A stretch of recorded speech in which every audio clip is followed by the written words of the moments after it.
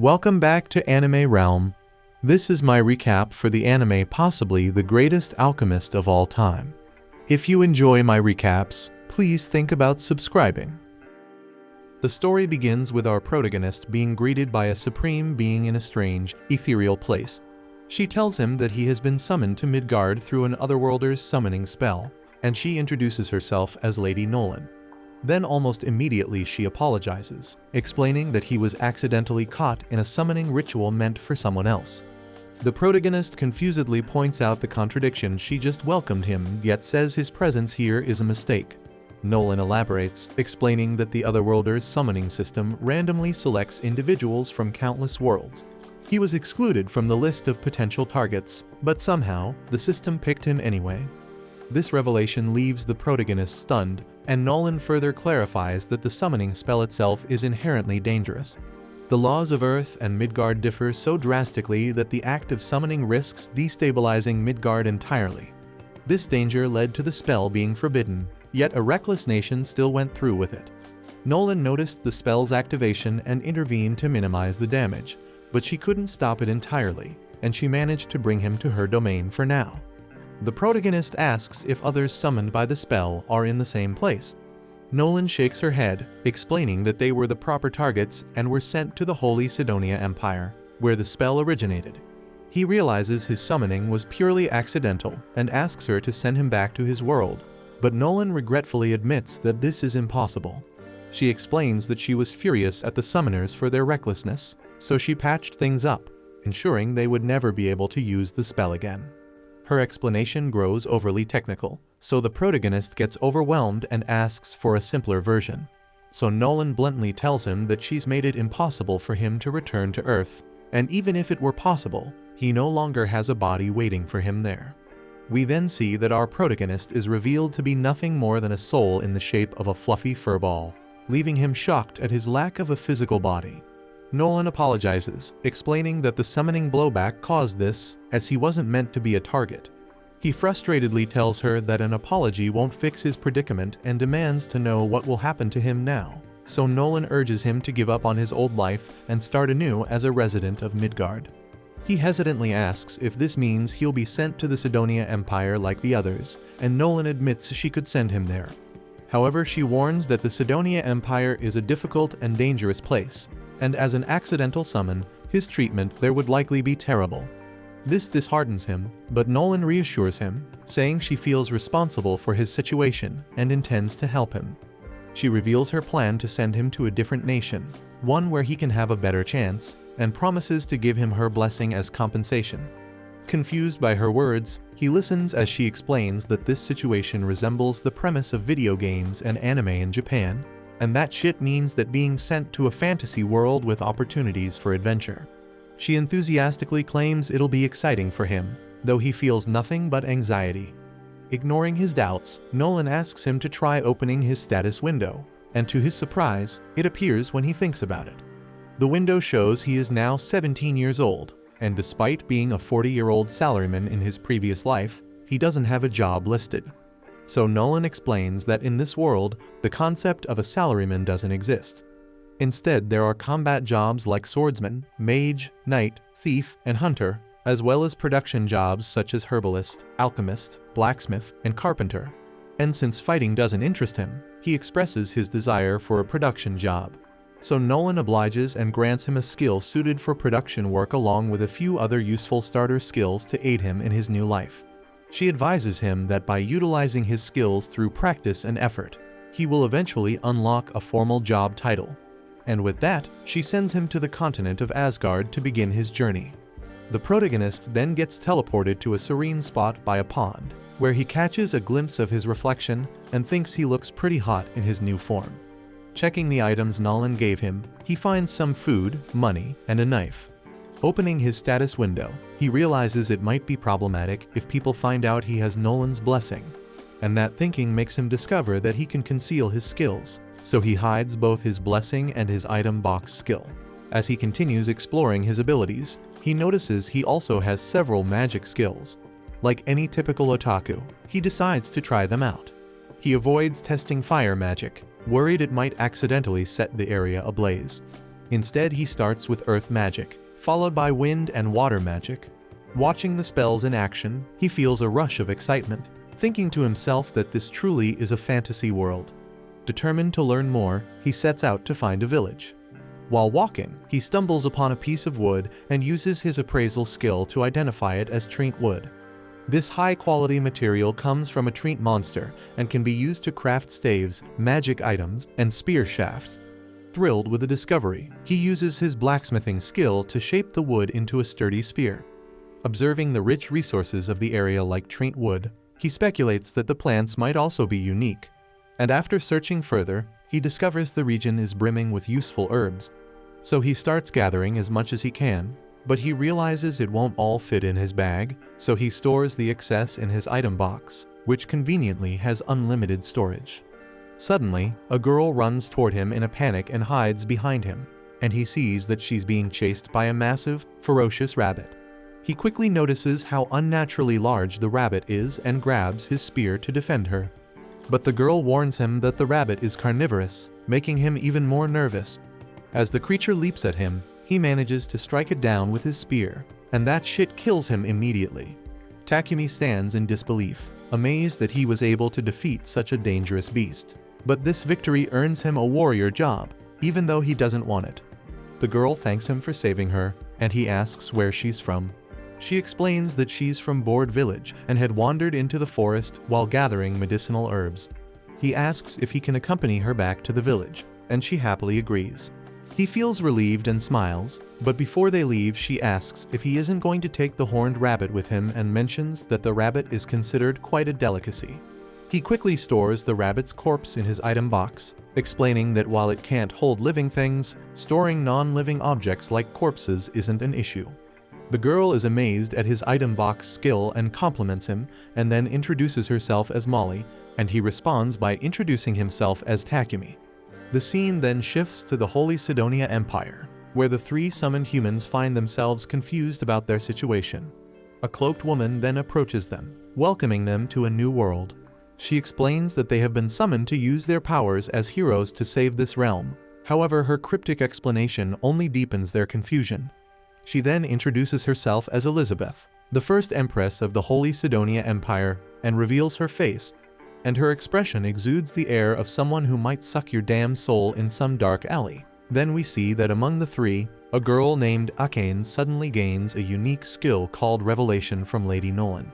This skill grants her divine insight, instructing her to trust her instincts as they will guide her to the right decisions. Following her instincts, Akane decides not to trust Elizabeth, because everything about her appearance screams dangerous.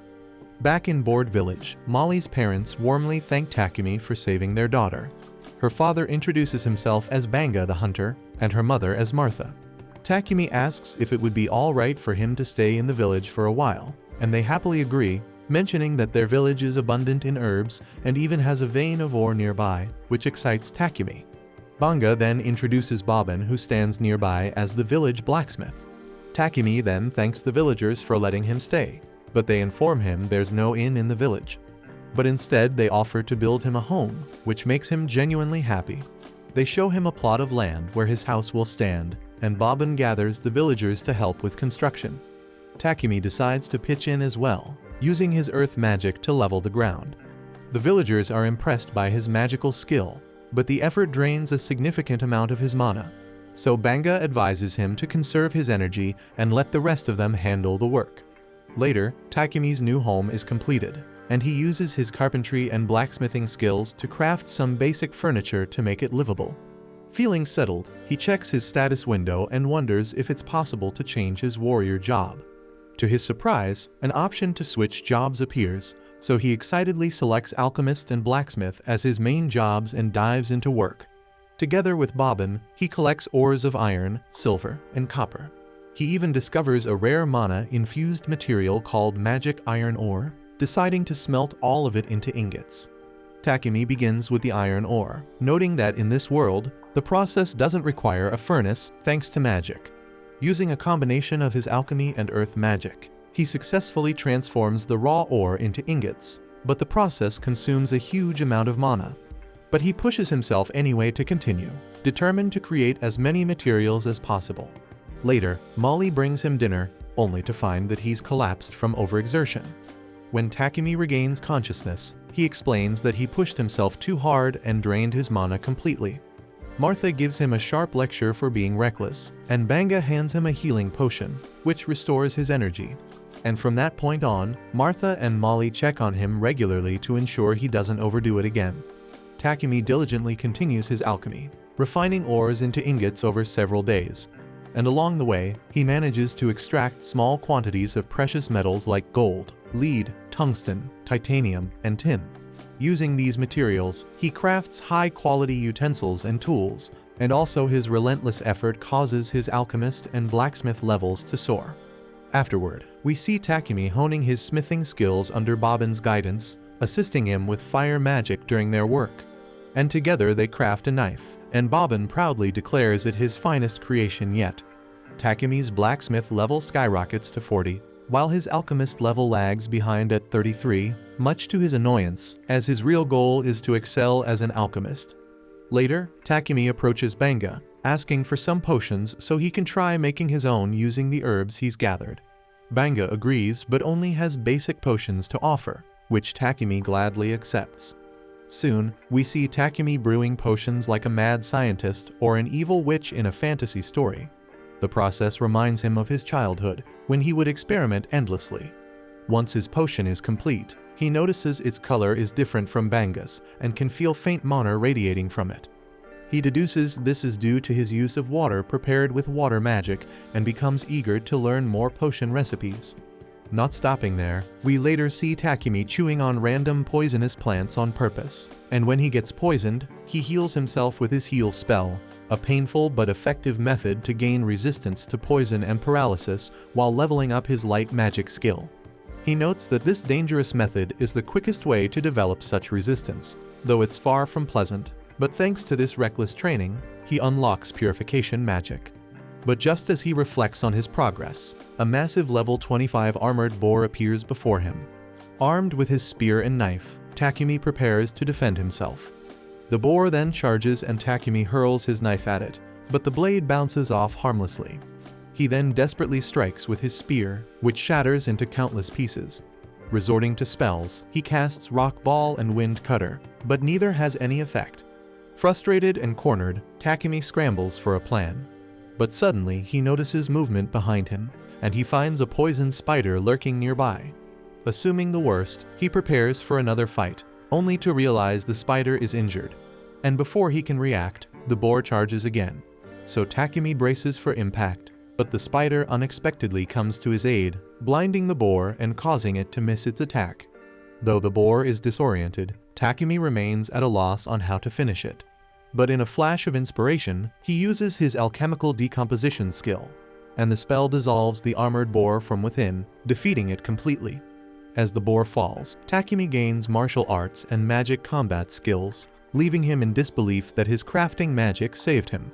Takumi then checks on the poisoned spider, noticing it's on the verge of death. Grateful for its help, he thanks the spider, assuming it risked itself to save him. Using his heal spell, he restores the spider's strength and prepares to leave, thinking everything is fine now. However, a notification suddenly pops up, informing him that he can tame the spider. Surprised by the option, he hesitates, but when the spider looks at him with its shiny, hopeful 8 eyes, makes it impossible for Takumi to walk away. He asks if it wants to join him, and upon agreeing, he tames it, unlocking a telepathic connection.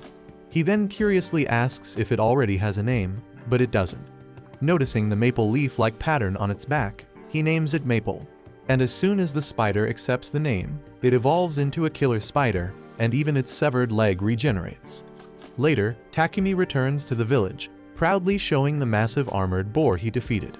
The villagers are stunned, amazed he managed to slay such a formidable beast alone.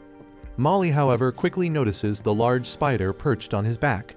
Alarm spreads among the villagers, but Takumi reassures them, explaining that Maple is a tamed monster. Banga is floored, remarking that taming insect-type monsters is almost unheard of. Not wanting to linger on the subject, Takumi redirects their attention to the boar, suggesting they focus on preparing it for a feast. The villagers are shocked at his generosity in sharing such a valuable catch, but he shrugs it off, happy to share. Soon the entire village gathers for a celebratory feast. While they eat, Banga hands Takumi the boar's fangs and leftover hide, explaining that these items can fetch a good price in a big city. Takumi curiously asks about the nearest city, and Banga tells him it's a place called Bolton. Then we see Maple playing with the village children, endearing herself to the community. Watching the lively scene, Bobbin remarks that the village has become brighter and more cheerful since Takumi's arrival. Banga agrees but reflects that Takumi doesn't seem like the type to settle in a small village forever. Meanwhile, in Midgard, Nolan observes Takumi from afar, pleased to see he's thriving. Another Supreme Being joins her, asking what Nolan expects from the boy. Nolan feigns ignorance, but the Supreme Being presses, revealing that she gave Takumi a special body, her blessing, and even sent him a full year into the past before the Holy Sidonia Empire's summoning spell was activated.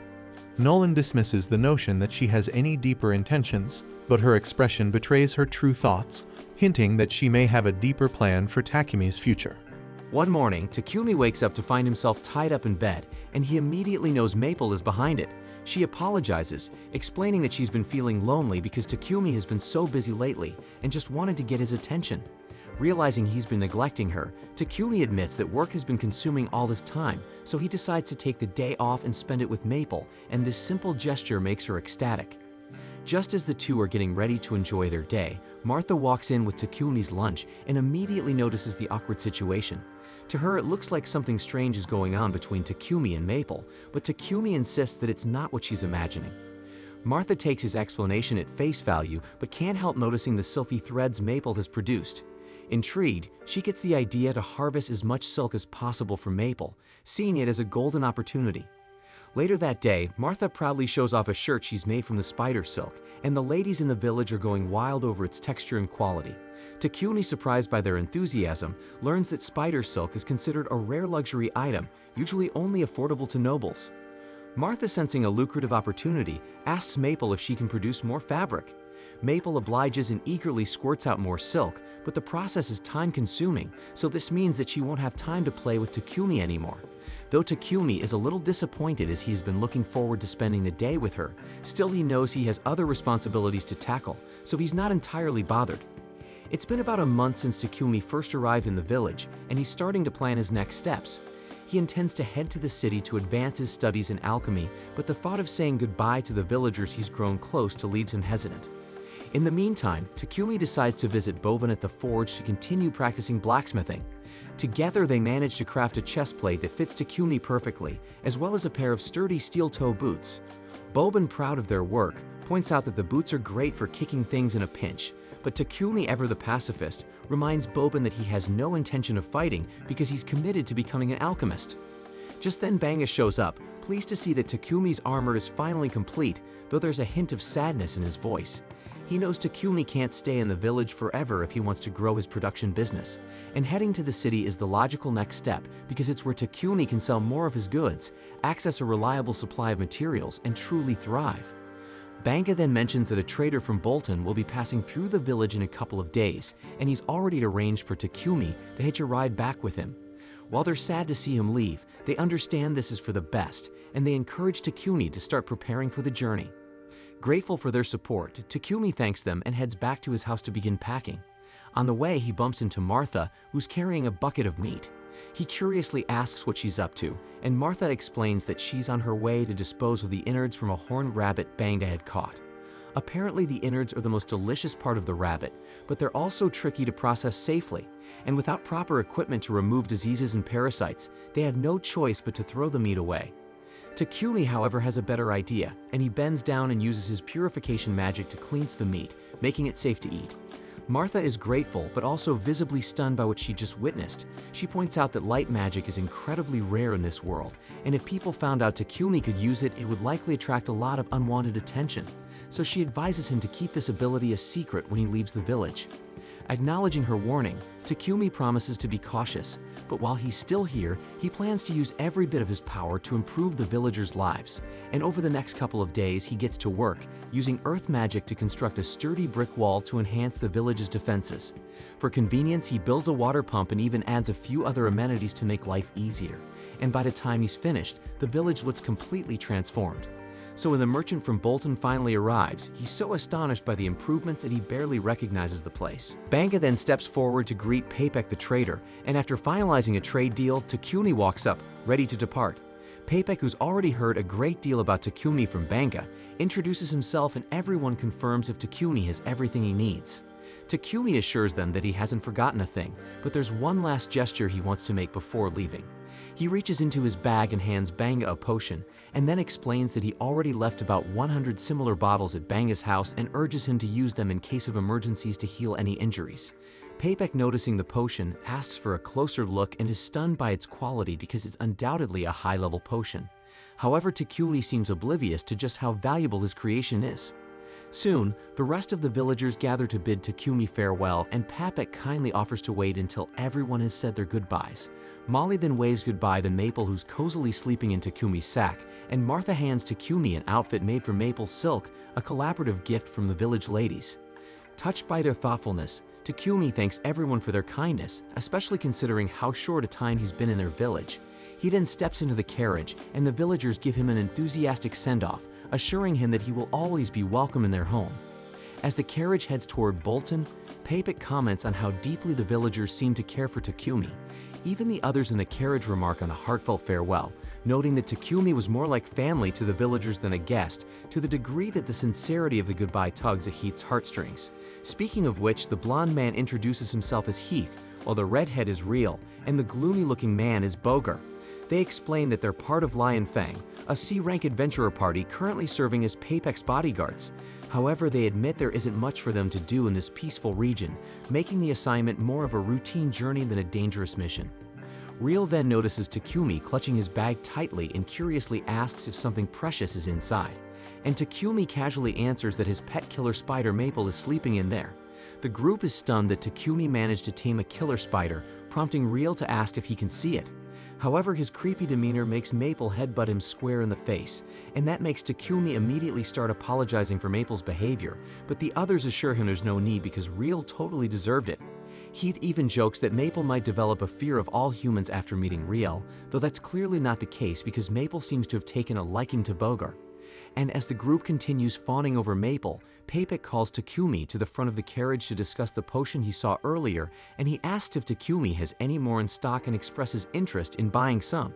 Takumi is open to the idea, but before the conversation can go further, one of the horses suddenly halts, signaling trouble ahead. A horde of goblins has surrounded the carriage, preparing to attack. The group knows this is bad news, but instead of panicking, they seem excited about the chance to finally see some action. They tell Takumi and Papek to stay put while they handle the situation. With roughly 20 goblins in the field, the adventurers step out, confident they can take them all. Real then fires arrows from his bow with precision, while Boger and Heath crush goblins left and right with their mace and axe. The fight is over quickly, and the group begins dissecting the goblins to harvest their magic stones. Maple observes the chaos with interest, clearly warming up to Boger but maintaining her disdain for Real and indifference toward Heath. After the skirmish, everyone piles back into the carriage, and the journey continues for another 3 days. When they finally arrive in Bolton, the members of Lion Fang head straight to the Adventurers Guild to report the success of their bodyguard mission. Takumi tags along, as he needs to register with the guild if he plans to stay in the city.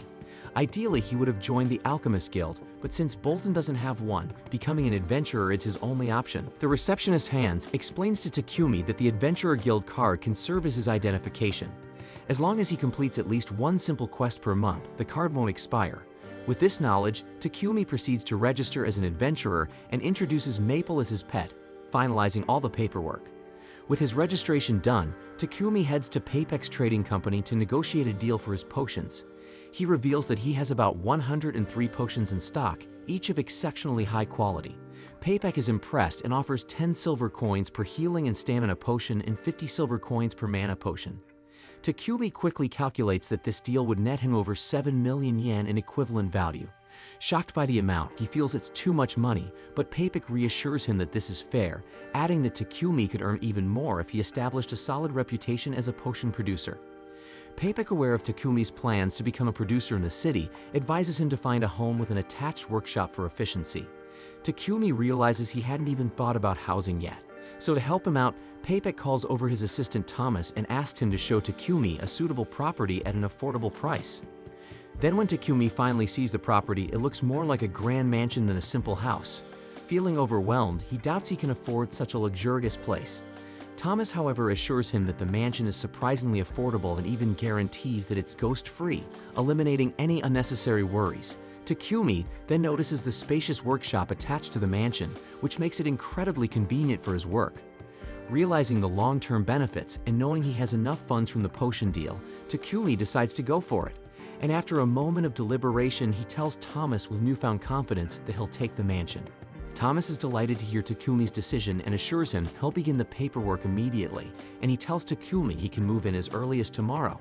As they walk through the city streets, Takumi catches a foul stench in the air. Noticing Takumi's discomfort, Thomas explains that the unpleasant odor comes from the city sewers. While the wealthy use magical purifiers to clean their sewage, the main city sewers lack this luxury due to the rarity and expense of magical purifiers, which are typically found only in ancient ruins or dungeons, and occasionally priests are hired to manually purify the sewers with magic, but most of the time they remain filthy. The next day, Takumi and Maple settle into their new house, and Takumi immediately starts brainstorming a solution to the sewer issue. He visits Papek's company to acquire some quartz and clay. Using magic, he shapes the materials and combines fire magic with space-time magic to bake them efficiently. The process is exhausting, and after depleting his mana reserves, Takumi has to drink a couple of mana potions to recover. Despite the effort, his work pays off because he successfully creates a modern toilet. Not long after, Takumi hears a loud scream from the living room. Rushing to investigate, he finds Papek completely wrapped in Maple's silk. Takumi gets bewildered and demands to know why Maple did this, and Maple innocently explains that she thought Papek would find it fun. To her credit, the silk is so comforting that it put Papek to sleep, but the sudden swaddling was definitely alarming. Takumi profusely apologizes for Maple's behavior, but Papek reassures him that it's fine, though being swaddled out of nowhere did give him quite a scare, so he asks to use Takumi's restroom because he needs to shake it off. Moments later, Papek emerges from the restroom with wide eyes, demanding to know what the marvel of technology inside is. Takumi casually explains that it's a toilet he invented. He fitted it with a magical purification device, which automatically cleans itself after use. Essentially, once someone uses it, the device employs purification magic to break down waste into inorganic materials, which are then flushed away. Papek is amazed, marveling at the ingenuity, but he quickly realizes that creating such a device would require someone with a rare aptitude for light magic. Takumi immediately realizes he may have messed up, remembering Martha's strict warning not to use his light magic openly. Worried about the potential fallout, he pleads with Papek to keep this a secret. Papek, understanding the gravity of the situation, promises not to tell anyone. However, he's absolutely adamant about one thing: he needs those toilets, and he boldly asks if Takumi can make 100 of them. Takumi hesitates, knowing how much effort it took to craft just one, but with Papek's relentless insistence, he reluctantly agrees, but under the condition that Papek supplies the necessary raw materials. Papek gets overjoyed and accepts the deal, but points out that it's unreasonable for Takumi to handle the entire workload himself. So he suggests that Takumi should consider getting a slave. The suggestion shocks Takumi, who's firmly against slavery. Papek, however, reasons that if Takumi wants to keep his abilities under wraps, having a bound-to-secrecy slave is the safest option.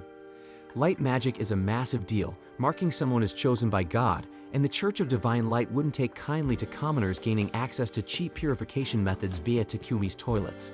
The church, which profits heavily from monopolizing purification magic, would likely try to force Takumi into their fold. But Papek reassures him that he already has a plan to deal with the church, so Takumi doesn't need to worry about them for now. Papek then emphasizes that keeping the church in the dark about his light magic is paramount, which is why hiring a slave might be the safest option. But Takumi remains firmly opposed to slavery, vowing to handle the work alone if necessary. But before they can argue further, Takumi's guild card suddenly begins glowing. He curiously checks it and finds a notification requiring him to complete a verification quest to maintain his adventurer status.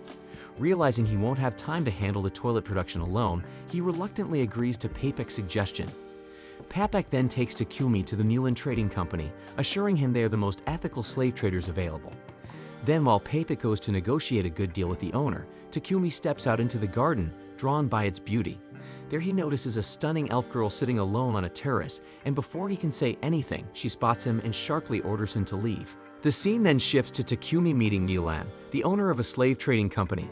Papek introduces Takumi to her, explaining that he's looking for a slave.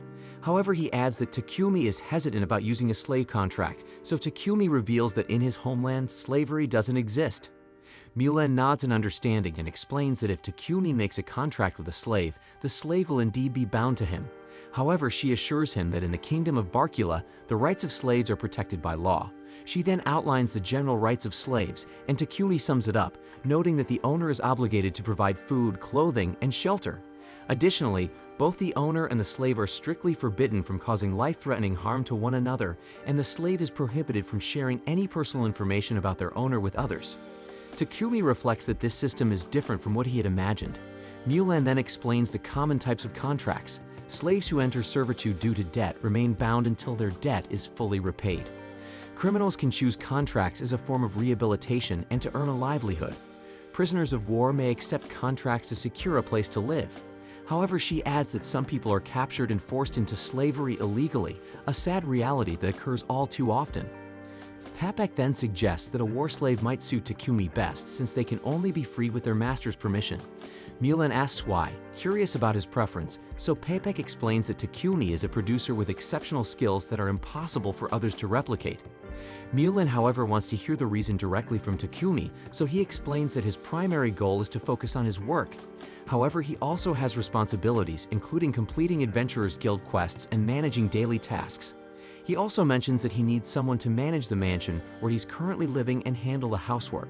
Furthermore, Takumi possesses many confidential skills which would draw unwanted attention. Takumi also adds that he often ventures into dangerous areas to gather materials, so it would be ideal to contract someone who protect him and assist during all that stuff. Hearing Takumi's requirements, Mulan realizes he needs 2 slaves. She summons a girl named Maria, introducing her to Takumi. Mulan then explains that Maria was kidnapped by bandits as a child and has no surviving family. Over the years, she has been trained in reading, writing, calculations, and general housekeeping. She then informs Maria of Takumi's needs, emphasizing that he requires someone to manage his mansion. Takumi then outlines the layout of his mansion, describing the number of rooms, and asks if she can handle it alone. Maria confidently states that she can manage it, and Takumi is relieved to hear this. Noticing his hesitation, Maria asks if something is wrong. Takumi admits that he surprised someone as cute as her hasn't already been chosen by someone else. Embarrassed by the compliment, Maria blushes. Takumi quickly apologizes, worried that his comment might have been inappropriate, but Maria assures him it's fine, explaining that her skills are limited to general housekeeping. Takumi assures her that housekeeping is all he needs, but Maria hesitates, appearing uneasy. When he asks what's wrong, she shyly clarifies that she won't be sharing his bed. Takumi is surprised and quickly clarifies that such an arrangement isn't what he's looking for. He reassures her that his sole interest is her ability to manage the household. Maria feels relieved and agrees, so Mulan decides to proceed with their contract. Mulan then informs Takumi that she currently doesn't have any war slaves suited for combat. However, Maria mentions someone named Sophia. Mulan immediately tells her to stop speaking out of turn and instructs her to return to her room to gather her belongings. After Maria leaves, Takumi curiously asks who Sophia is, so Mulan explains that Sophia is a war slave, but she has certain problems. Hearing this, Takumi grows intrigued and feels a strong urge not to ignore the situation. He wonders if it's his intuition skill guiding him, but he decides to trust the feeling and asks Mulan if he can meet Sophia. Mulan agrees and leads into where Sophia is kept. Mulan then explains that Sophia was captured during the war between the Kingdom of Triaria and the Kingdom of Yugger 50 years ago. Takumi is stunned by the time frame and asks for more details, so Mulan reveals that Yugger was a nation of elves, and for various reasons, Sophia has remained uncontracted ever since. Takumi curiously asks what those reasons are, so Mulan explains that Sophia's left ear has been sliced off and her right hand and left leg have impaired movement. While her impairments don't interfere with daily life, they make combat nearly impossible. Additionally, her elemental magic and sprite magic have been sealed, and she is likely under a curse. These significant limitations make her unfit as a main combatant, which is why no one has taken her. Takumi then asks to speak with Sophia alone, so Mulan agrees and steps out of the room. As Takumi examines Sophia more closely, she tells him plainly that she won't be of any use to him. But Takumi checks her stats anyway using his skill, and to his surprise, her stats are incredibly high, though each one has been reduced by 100 points due to her injuries. Her mana is also completely inaccessible because of the curse, but Takumi realizes her potential and thinks that he can heal her injuries and lift the curse. Mulan then returns to the room and asks Takumi what he plans to do. And without hesitation, he tells her he wants to form a contract with Sophia. Sophia, still doubtful, reminds him that she can't fight, but Takumi simply replies that he will fix her. Mulan is skeptical, questioning whether Takumi can actually address the issues that have plagued Sophia for 5 decades. Takumi confidently says he can, and Mulan agrees to let him take Sophia under his care. Sophia remains uncertain and asks if he truly wants her as his slave. Takumi asks if she doesn't want him as her master, but she responds that a slave's wishes don't matter. And with that, Mulan begins the contract process. She casts a spell binding Takumi, Sophia, and Maria into a formal contract. After the contract is sealed, both Sophia and Maria express that they will do their best to serve Takumi. Takumi thanks them and treats them with respect, but Sophia quickly reminds him that they're just slaves and he doesn't need to act so politely. Mulan, observing the interaction, smiles and remarks that they found themselves a good master. Afterward, Takumi arrives at his house, where Maple leaps at him as soon as he opens the door. Startled, Maria and Sophia immediately prepare to fight the killer spider, but Takumi quickly stops them, explaining that Maple is his pet. He then introduces Maple to the two of them and informs Maple that Maria and Sophia will be living with them from now on. Takumi then shows Maria and Sophia to their rooms. Both are surprised to learn they'll have their own separate spaces, hesitant to accept such accommodations. Takumi insists, explaining that the mansion has many unused rooms and it's better to put them to good use. He also informs them that the mansion has a bath they can use anytime. They express gratitude but suggest he go to the bath first. Takumi hasn't decided on his own bathing schedule, so he encourages them to use it freely, assuring them he's installed a device to keep the water clean constantly. Later, we see Maria and Sophia relaxing in the bath. Maria remarks that she never thought Mulan would let Sophia go, as she had refused to sell her to anyone before, no matter how much money was offered. Maria believes this means Mulan must have truly acknowledged Takumi as a worthy master, and she thinks he seems like a kind person as well. Sophia, however, remains skeptical and points out that when she looked at the contract Mulan prepared, most of the entries regarding Takumi were left blank. She believes he might be hiding something, and if so, there must be special circumstances or a reason why sharing that information could cause trouble, and she admits that she doesn't fully understand what he's thinking. When they leave the bath, they discover that Takumi has already prepared dinner. Maria is devastated, insisting this was supposed to be her job. Takumi reassures her, explaining he just wanted to make things easier for their first day. He promises she can take over the work from tomorrow, and Maria asks if she can at least clean up after dinner, to which he agrees. Then we see Sophia is surprised to see Takumi inviting them to eat at the same table as him. When she asks about it, he explains that he doesn't want them to live separately just because they are serving him. He hopes they'll eat with him, as it would make him happy, and they agree, but with a little bit of hesitation. The next day, Takumi collects his order from Papek, who warns him to handle it with care, so Takumi assures him he understands and heads out. On his way back, Takumi spots a church and decides to visit, and inside he finds a statue of Lady Nolan. Offering a prayer, he thanks her for her blessings and mentions hearing that the Holy Empire of Sidonia controls this country's religion, so he curiously asks why she was bad-mouthing Sidonia earlier. To his shock, Lady Nolan suddenly appears before him. Takumi gets startled and asks how this is possible, so she explains that his prayer reached her, which allowed her to call him into her presence briefly.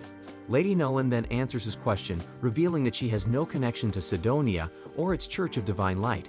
She explains there are two major religions in this world, the Church of Creation, which has always worshipped her, and the Church of Divine Light, which was created later. The latter's god doesn't truly exist, but the Holy Empire of Sidonia used aggressive tactics to spread its influence rapidly, opposing the Church of Creation. So Lady Nolan chose not to intervene, viewing it as a petty human conflict. Takumi then realizes this lack of interference allowed Sidonia to activate its summoning spell, bringing someone like him to this world.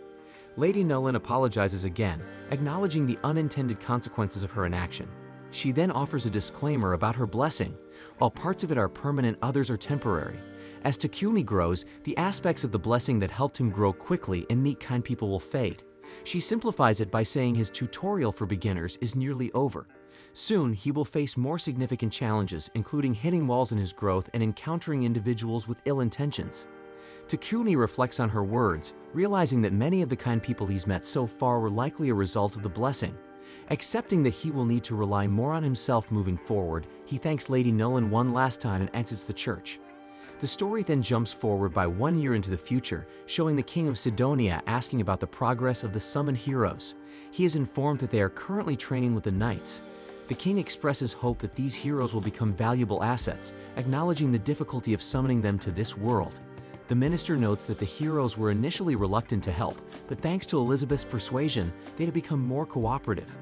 The scene then shifts to Akira and Yamato sparring with the knights. The knights mock their poor performance, highlighting how far they still have to go. Yamato then recalls a humiliating memory from his past, when he was defeated by a freshman during a judo match and ridiculed by everyone. Motivated by that memory, he trains with renewed determination, earning the knights' grudging respect for his grit. Meanwhile, the knights ask Akane to join in, but she refuses, stating that she's not interested in violence. She then tries to leave, but Elizabeth intercepts her, insisting that this is not about violence but something essential to saving the world. Then Akira steps in dramatically, playing the role of the protective hero, and assures Akane that she doesn't need to worry because he will protect her.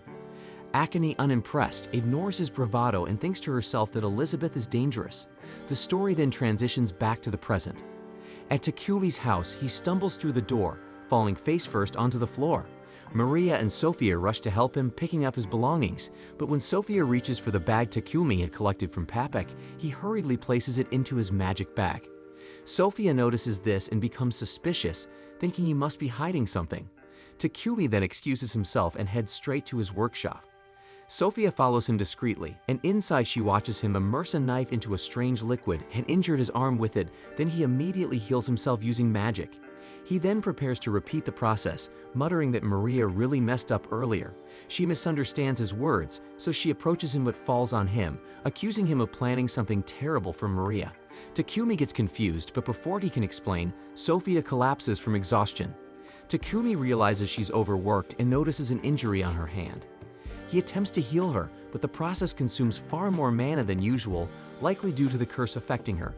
Then, after expending significant effort, he manages to fully heal her, and in doing so, his light magic levels up. Afterward, Takumi carries Sophia to her room and asks Maria if Sophia's collapse happens often.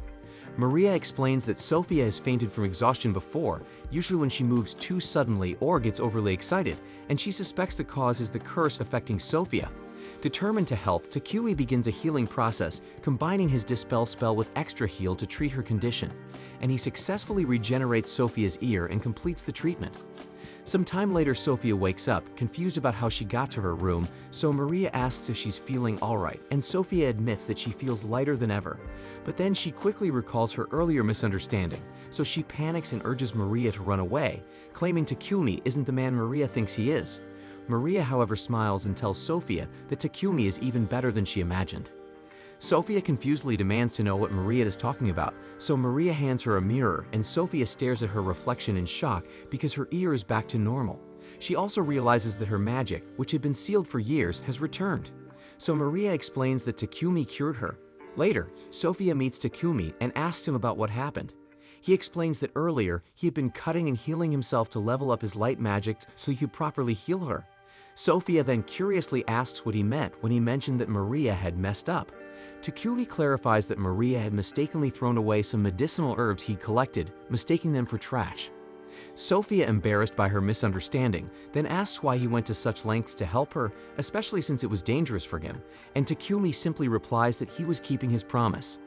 Hearing this, Sophia bursts into tears, deeply moved by his kindness. She then kneels before him and swears her lifelong loyalty, vowing to serve him with unwavering devotion. The next day, we find Takumi in a quiet library, flipping through dusty alchemy books to dig deeper into this world's magic. To his frustration, most of the texts barely scratch the surface of alchemy, leaving him puzzled as to why such a straightforward discipline has faded into obscurity. But after some thought, he concludes that alchemy must be a relic of an ancient magical civilization. Conveniently, Lady Nolan's blessing allows him to understand all languages in this world, making even the most complex alchemy books laughably simple for him to comprehend. Armed with new knowledge, Takumi returns home, where Maria greets treats him with sandwiches for lunch. As they eat, Maria begins muttering to herself about how heartwarming it was to see Takumi and Sophia reconciling the day before. She sheepishly admits she had been spying on them from behind the curtains because apparently personal privacy is overrated. She gushes about how romantic it was to witness Sophia pledging her loyalty to Takumi, likening it to a knight swearing to protect a princess. Except in this case, Takumi is the princess.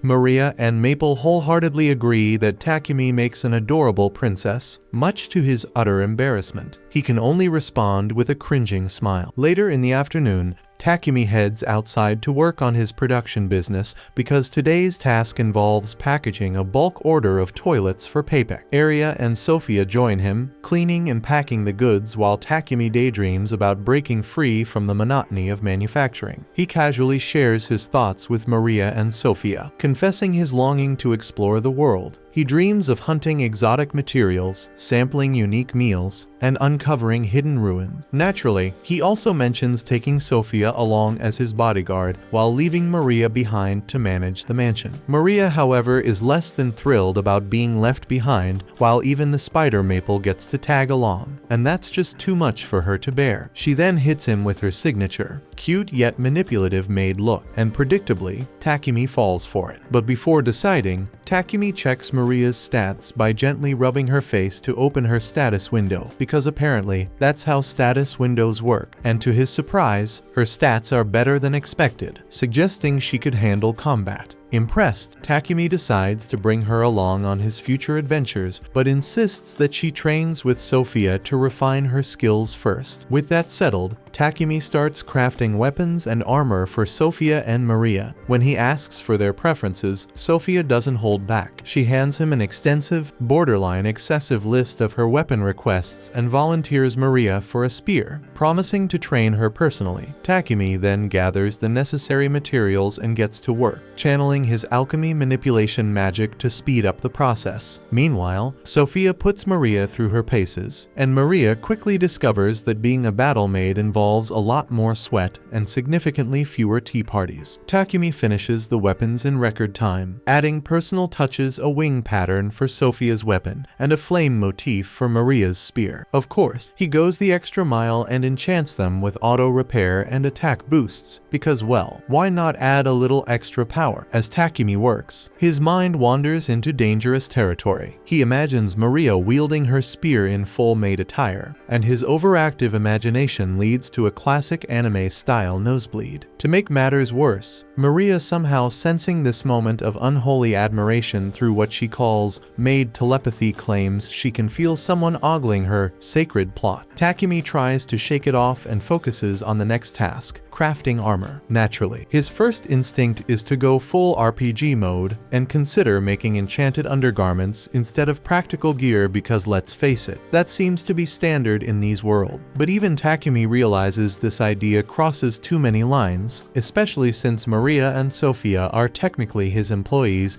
and not participants in his questionable cosplay daydreams. The real challenge, however, is getting their measurements. Asking directly would only earn him a one-way ticket to Pervsville. But Takumi has a solution. With a mischievous grin straight out of a shonen villain's playbook, he uses his alchemy magic to create life-sized replicas of Sophia and Maria. He spends a hilariously awkward amount of time staring at these mannequins, particularly at their melons, because professionalism has never been his strong suit. Let's just say Takumi's imagination runs wild as he revels in the fantasy of being the master of his two servants. After several days of work, Takumi finally finishes the armor, which looks nothing like what you'd expect. Sophia gets a simple breastplate, and Maria's armor is basically a red maid outfit that belongs in a fantasy game. Surprisingly, both girls are thrilled by the design, but Sophia pauses to wonder how Takumi matched their sizes so perfectly without taking measurements. Takumi naturally keeps this a secret because he can't exactly confess his pervy methods after all. With that sorted, the trio heads to the Adventurers guild so Sophia and Maria can be registered and obtain travel licenses for venturing outside the city. After the girls receive their guild cards, Takumi registers the three of them as a new party and prepares to accept their first quest together. Just as he's about to pick one, a group of D-ranked adventurers approaches, their leader being an overweight thug with an oversized ego. They immediately start picking on the group, telling the girls to dump Takumi and spend their time with someone more deserving than an F-ranked loser like him. Takumi doesn't take this insult lightly. Though internally terrified of the fat thug leading the group, he wants to protect his friend's honor. Summoning every ounce of courage, he stands his ground and uses physical enhancement magic to block the thug's attack. However, when the thug's punch connects, his own arm breaks from the impact, leaving Takumi unharmed. Just as things are about to escalate further, the guildmaster arrives to put a stop to the commotion. However, upon seeing the injured thug, the guildmaster immediately blames Takumi for the incident, completely unaware that the thug hurt himself trying to attack Takumi. As the guildmaster scolds Takumi, Sophia, and Maria, the receptionist Hans intervenes, explaining that the white-haired idiot hadn't started the fight and was only defending himself. When Hans addresses the guildmaster by his title, Takumi's jaw nearly hits the floor. He's shocked to learn that the bald-headed, angry bird-looking man is actually the guildmaster. Hans formally introduces him as Barak. Ignoring the introduction, Barak sternly orders Hans to heal the thug's broken arm. Afterward, Barak asks Takumi and the girls to follow him. In what feels like an interrogation room, the guildmaster demands to know what Takumi's deal is. Initially hesitant to reveal his abilities, Takumi is forced to explain when Hans mentions detecting traces of magic at the fight scene. Hearing this, Takumi realizes how sharp Hans' sense skills must be. While admitting to using magic, Takumi clarifies that he didn't cast any spells on the goons from earlier. Instead, he explains that he coated his body with charcoal from his item box. Hans doubts him, but becomes convinced when Takumi adds that he synthesized the coal into diamond. Recognizing this as alchemy, Hans recalls that Takumi had initially wanted to join the alchemist guild when they first met. Ignoring the magic talk, Barak shifts the conversation to the women in Takumi's party. When Sophia and Maria confirm they're his teammates,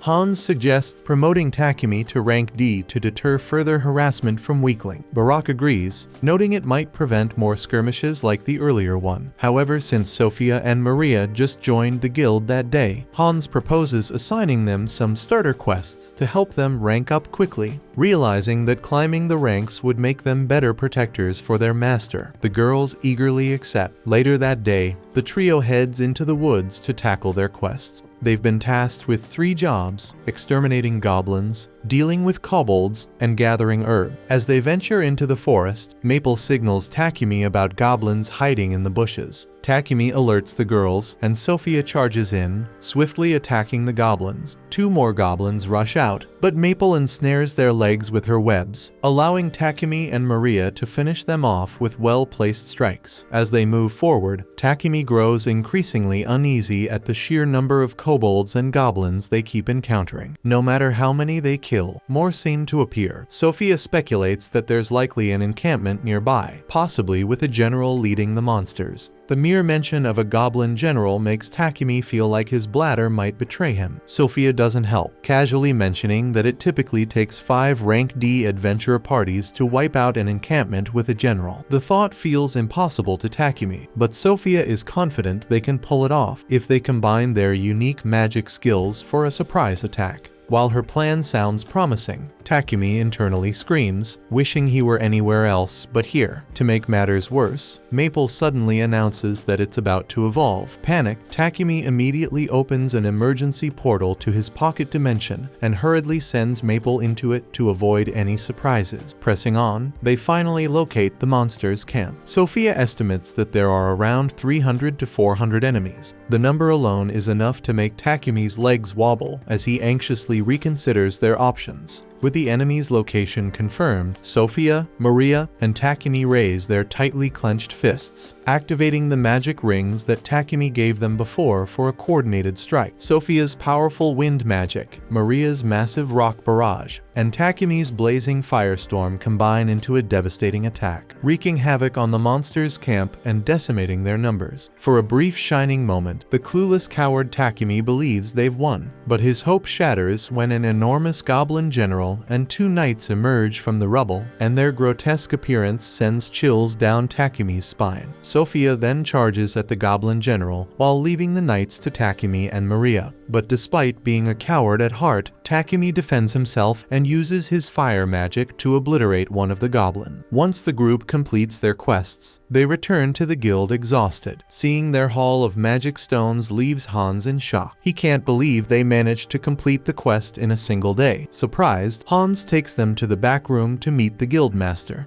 The guildmaster is just as stunned as Hans, wondering how they achieved such a feat so quickly. But before he can question them further, Maple enters in her half-human form and slaps the guildmaster on his bald head before introducing herself. Takumi and Sophia are shocked by her new form, but Maria is delighted and excited to hear Maple speak for the first time. And after that shit, Takumi is promoted to rank E, while Sophia and Maria are promoted to rank F. Later, Maria shows Takumi a design for new undergarments for her and Sophia, and when Takumi looks at Maria's initial design, it resembles men's undergarment, and naturally the perv can't let that slide. So he sketches a more feminine design for them, and the moment Maria sees it, her cheeks flush furiously, and she stammers as she begs him to make it. While they talk, Maple informs Takumi that Papek has arrived. Papek faints upon seeing Maple's new form, but when he recovers, he tells Takumi that the Lord of Bolton has summoned him to express gratitude for the toilets he made. When Takumi meets the Lord, he is thanked repeatedly for his contributions to the town's sanitation. The Lord's kindness surprises Takumi, who starts to think of him as a good and honorable leader. Later that evening, Maple delivers the finished underwear to the girls. As they hold it up, they marvel at how comfortable it feels and jokingly ask if they can try it on in front of Takumi. This suggestion is enough to make the virgin dimwit freak out entirely, screaming like a scared little girl. He bolts into his room and slams the door behind him, leaving the girls laughing at his embarrassment and thinking that he is too chicken.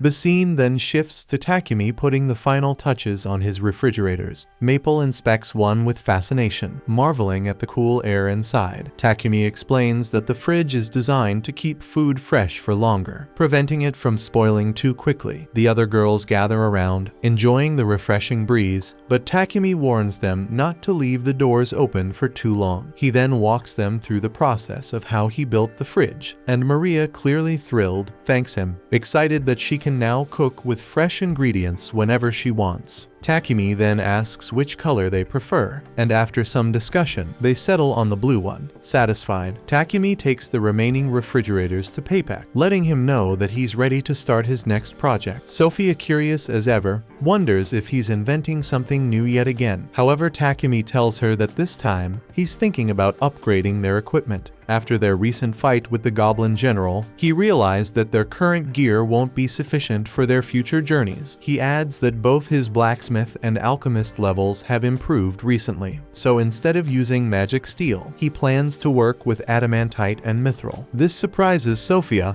but she looks forward to seeing what he can create. Afterward, Takumi seeks out Hans to ask where he can find mithril and adamantite. Hans informs him that both are extremely rare ores and that there are no blacksmiths in the city capable of refining them properly. Still, he offers Takumi a list of skilled blacksmiths who live in the area. He also points out that since Takumi is an alchemist, he might be able to synthesize the ores himself. Takumi is surprised by this suggestion, but Hans explains that synthesizing them would be incredibly time-consuming and drain a massive amount of mana. He then suggests a more practical approach, mining the ores directly from a town called Horas. located northwest of the kingdom of Barkula. However, there's a catch. The mines are restricted, and only members of the Blacksmith Guild are allowed entry. Fortunately, there's a loophole. If Takumi accepts a quest to eliminate the monsters that occasionally appear in the mine, he'll be granted temporary access. This means he could mine the ores while also completing the quest. So Takumi believes that if he does, this will mean killing 2 birds with 1 stone. The guildmaster then suddenly appears, informing Takumi that Bolton has been experiencing a shortage of Trent wood. He explains that this is due to most adventurers prioritizing black buffalo hunts, which are common around this time of the year. He emphasizes that this is a serious issue and casually points out that the Forest of Death, where Trent wood can be found, happens to be on the way to Hora's. Takumi immediately realizes that the guildmaster is trying to rope him into hunting Trents as well. The guildmaster confirms this assumption and further mentions that hauling back all that Trent wood shouldn't be an issue for Takumi since he has space-time magic. Takumi agrees to take on the task since he also uses Trent wood himself, but the guildmaster isn't finished yet. He brings up a blacksmith who needs to travel to Hora's and requires an escort, once again pushing another mission onto Takumi. At this point, Takumi can't help but think that this guild is absurdly exploitative. The guildmaster then attempts to sweeten the deal, offering Takumi a promotion to rank D if he completes the quest. However, Takumi is skeptical, revealing that he has never taken an escort mission before. He suggests that the Lion Fangs would be better suited for the job, but the guildmaster informs him that they are already occupied with another quest. Accepting his fate, Takumi shifts gears and asks how long the journey to Hora's would take. Hans explains that a standard horse carriage would take about 7 days, whereas a monster horse carriage could make the trip in 4. Understanding the situation, Takumi requests a monster horse carriage, but Hans disappoints him by revealing that they are all currently in use. Just then, Real enters the room,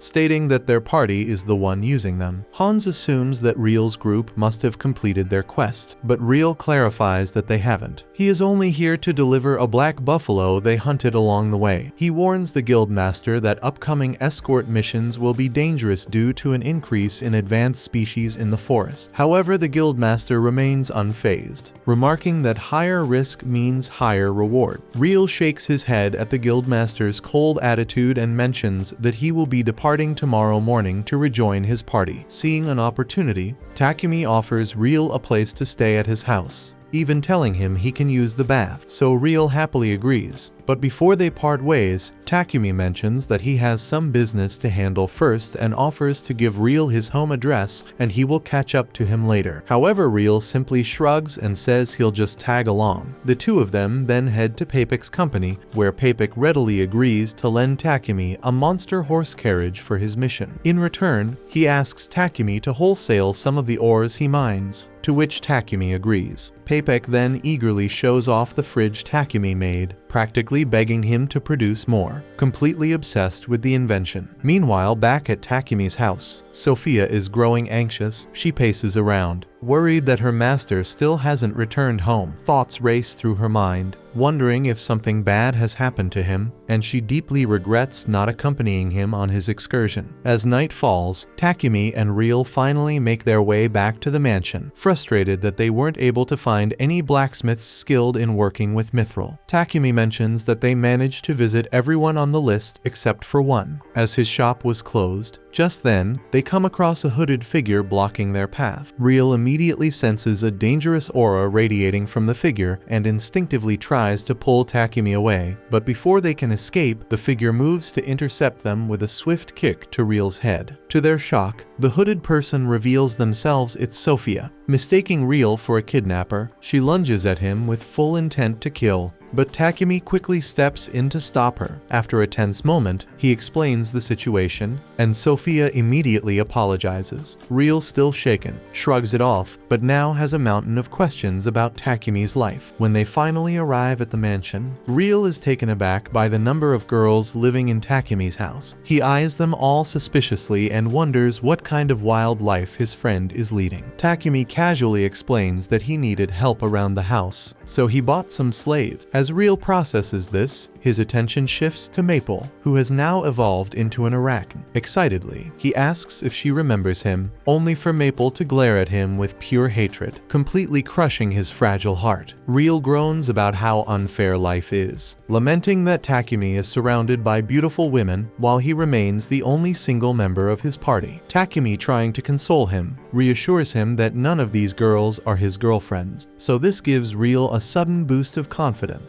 prompting him to boldly ask both Maria and Sophia out on a date. However, they shut him down immediately, stating that they have dedicated their lives to Takumi. Takumi then just tells him to take a damn bath, and later we see Real pathetically bathing with tears in his eyes. Meanwhile, Takumi and the others gather for a strategy meeting. Sophia agrees with Takumi's plan to take down some treants, mentioning that she is also fine with exterminating monsters in the mine to collect ores. The group reaffirms their commitment to the mission, promising to do their best. Takumi nods, telling them that they will depart in 3 days. With that in mind, he decides that he needs to forge better equipment for his party before they set out. The next morning, Real leaves the mansion, and afterward, Takumi examines the mana-draining sword he obtained from the Goblin Emperor. He discovers that it's made of tungsten carbide, an incredibly hard substance, and realizes that the weapon is far too large to be practical for a human. Deciding to repurpose it, he attempts to melt it down, but the sword resists his effort. After a great deal of perseverance, he finally manages to forge the massive blade into 2 human-sized swords. Noting that the blade absorbs an opponent's mana to become sharper and stronger, he decides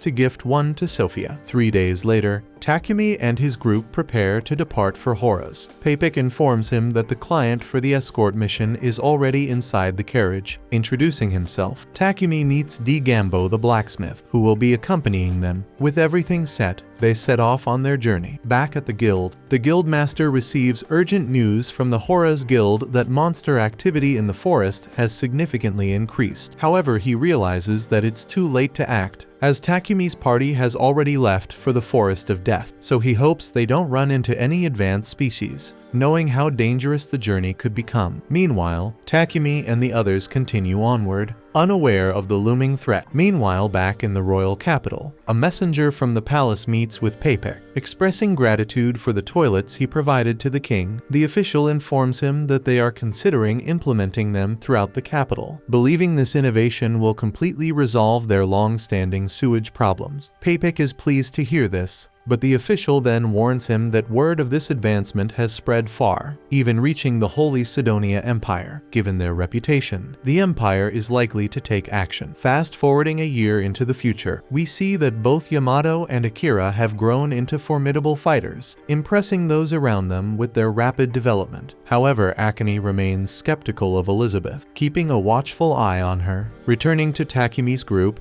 they make a stop near the Forest of Death. Takumi casts a protective barrier around their camp and instructs D. Gambo to stay inside while they deal with the treants. The scene then shifts to them deep in the Forest of Death, where Takumi asks Sophia how to tell the difference between a treant and a regular tree. Sophia explains that he needs to focus and sense their magic while observing their surroundings. She then points at one, revealing it to be a treant, and Takumi immediately charges at it. It tries to strike him with its roots, but Maple and the others step in to cover him. Seizing the opportunity, he thrusts his spear into the monster, bringing it down and leveling up both his axemanship and logging skills. Thinking these creatures are weak, Takumi assumes this will be an easy task. However, Sophia warns him that they are surrounded and suggests using magic to take them down more efficiently. The team unleashes their spells, cutting and burning through the treants, and as the battle rages on, Takumi levels up several of his skills. Suddenly, an elder treant appears, significantly stronger than the rest. The girls attack, but their strikes have no lasting effect as the monster regenerates instantly. Seeing this, Sophia tells Takumi they must take it down in a single, decisive strike, so she instructs him to coat his blade in fire magic, which he does before rushing the elder treant. Dodging its attacks, he lands a direct strike to its eye, dealing a fatal blow. With that, the creature is finally defeated, and Takumi's skills level up again, Takumi then notices a strange fruit on the ground and is surprised to learn that trees bear fruit. Sophia identifies them as miracle apples, an extremely rare find, so Takumi suggests they take them home, and Maria, excited, announces her plans to bake an apple pie. Later, the group arrives in Horace and heads straight to the Adventurers Guild. Takumi decides to take a quest to hunt iron moles in order to gain entry to the mine. Soon after, we see the party mining alongside Digambo. Takumi successfully unearths some mithril, and Digambo directs him to a spot containing adamantite ore. Digambo is amazed at Takumi's luck, as it's rare to find such valuable materials on a first mining expedition. Just then, an iron mole suddenly emerges from the ground, and without hesitation, Takumi blinds it using his light magic, allowing Sophia to swiftly finish it off. The others marvel at how effortlessly he took down the creature, and Takumi explains that he figured light magic would work since iron moles thrive in darkness. Sophia is still surprised by how easy it was, while Maria pouts, disappointed that she didn't get to contribute in any shit. With their quest complete, they mine a massive load of ore before returning to Bolton. The next day, Takumi visits Digambo's shop, eager to learn the basics of synthesizing and forging mithril and adamantite alloys. Digambo agrees to teach him and starts by having Takumi forge a mithril knife. Afterward, Takumi upgrades the girl's armor using the high-quality materials he obtained, ensuring they are better prepared for future battles. The scene then shifts to the girls trying on their new armor. Utterly speechless at the number of unique skills and enchantments infused within them, Sophia's armor is imbued with wind and water elements, while Maria's carries fire and earth attributes. Takumi explains that to embed their elemental affinities into the armor, he had to saturate magic stones with his mana until they turned blue. Curious, Maria asks Takumi how he enhanced his thunderclap skill, and he proudly reveals that he enchanted it with enhanced agility, making him significantly faster. To demonstrate, he takes off at high speed but loses control and crashes straight into the wall. The girls, wanting to spare him the embarrassment, pretend not to have seen anything,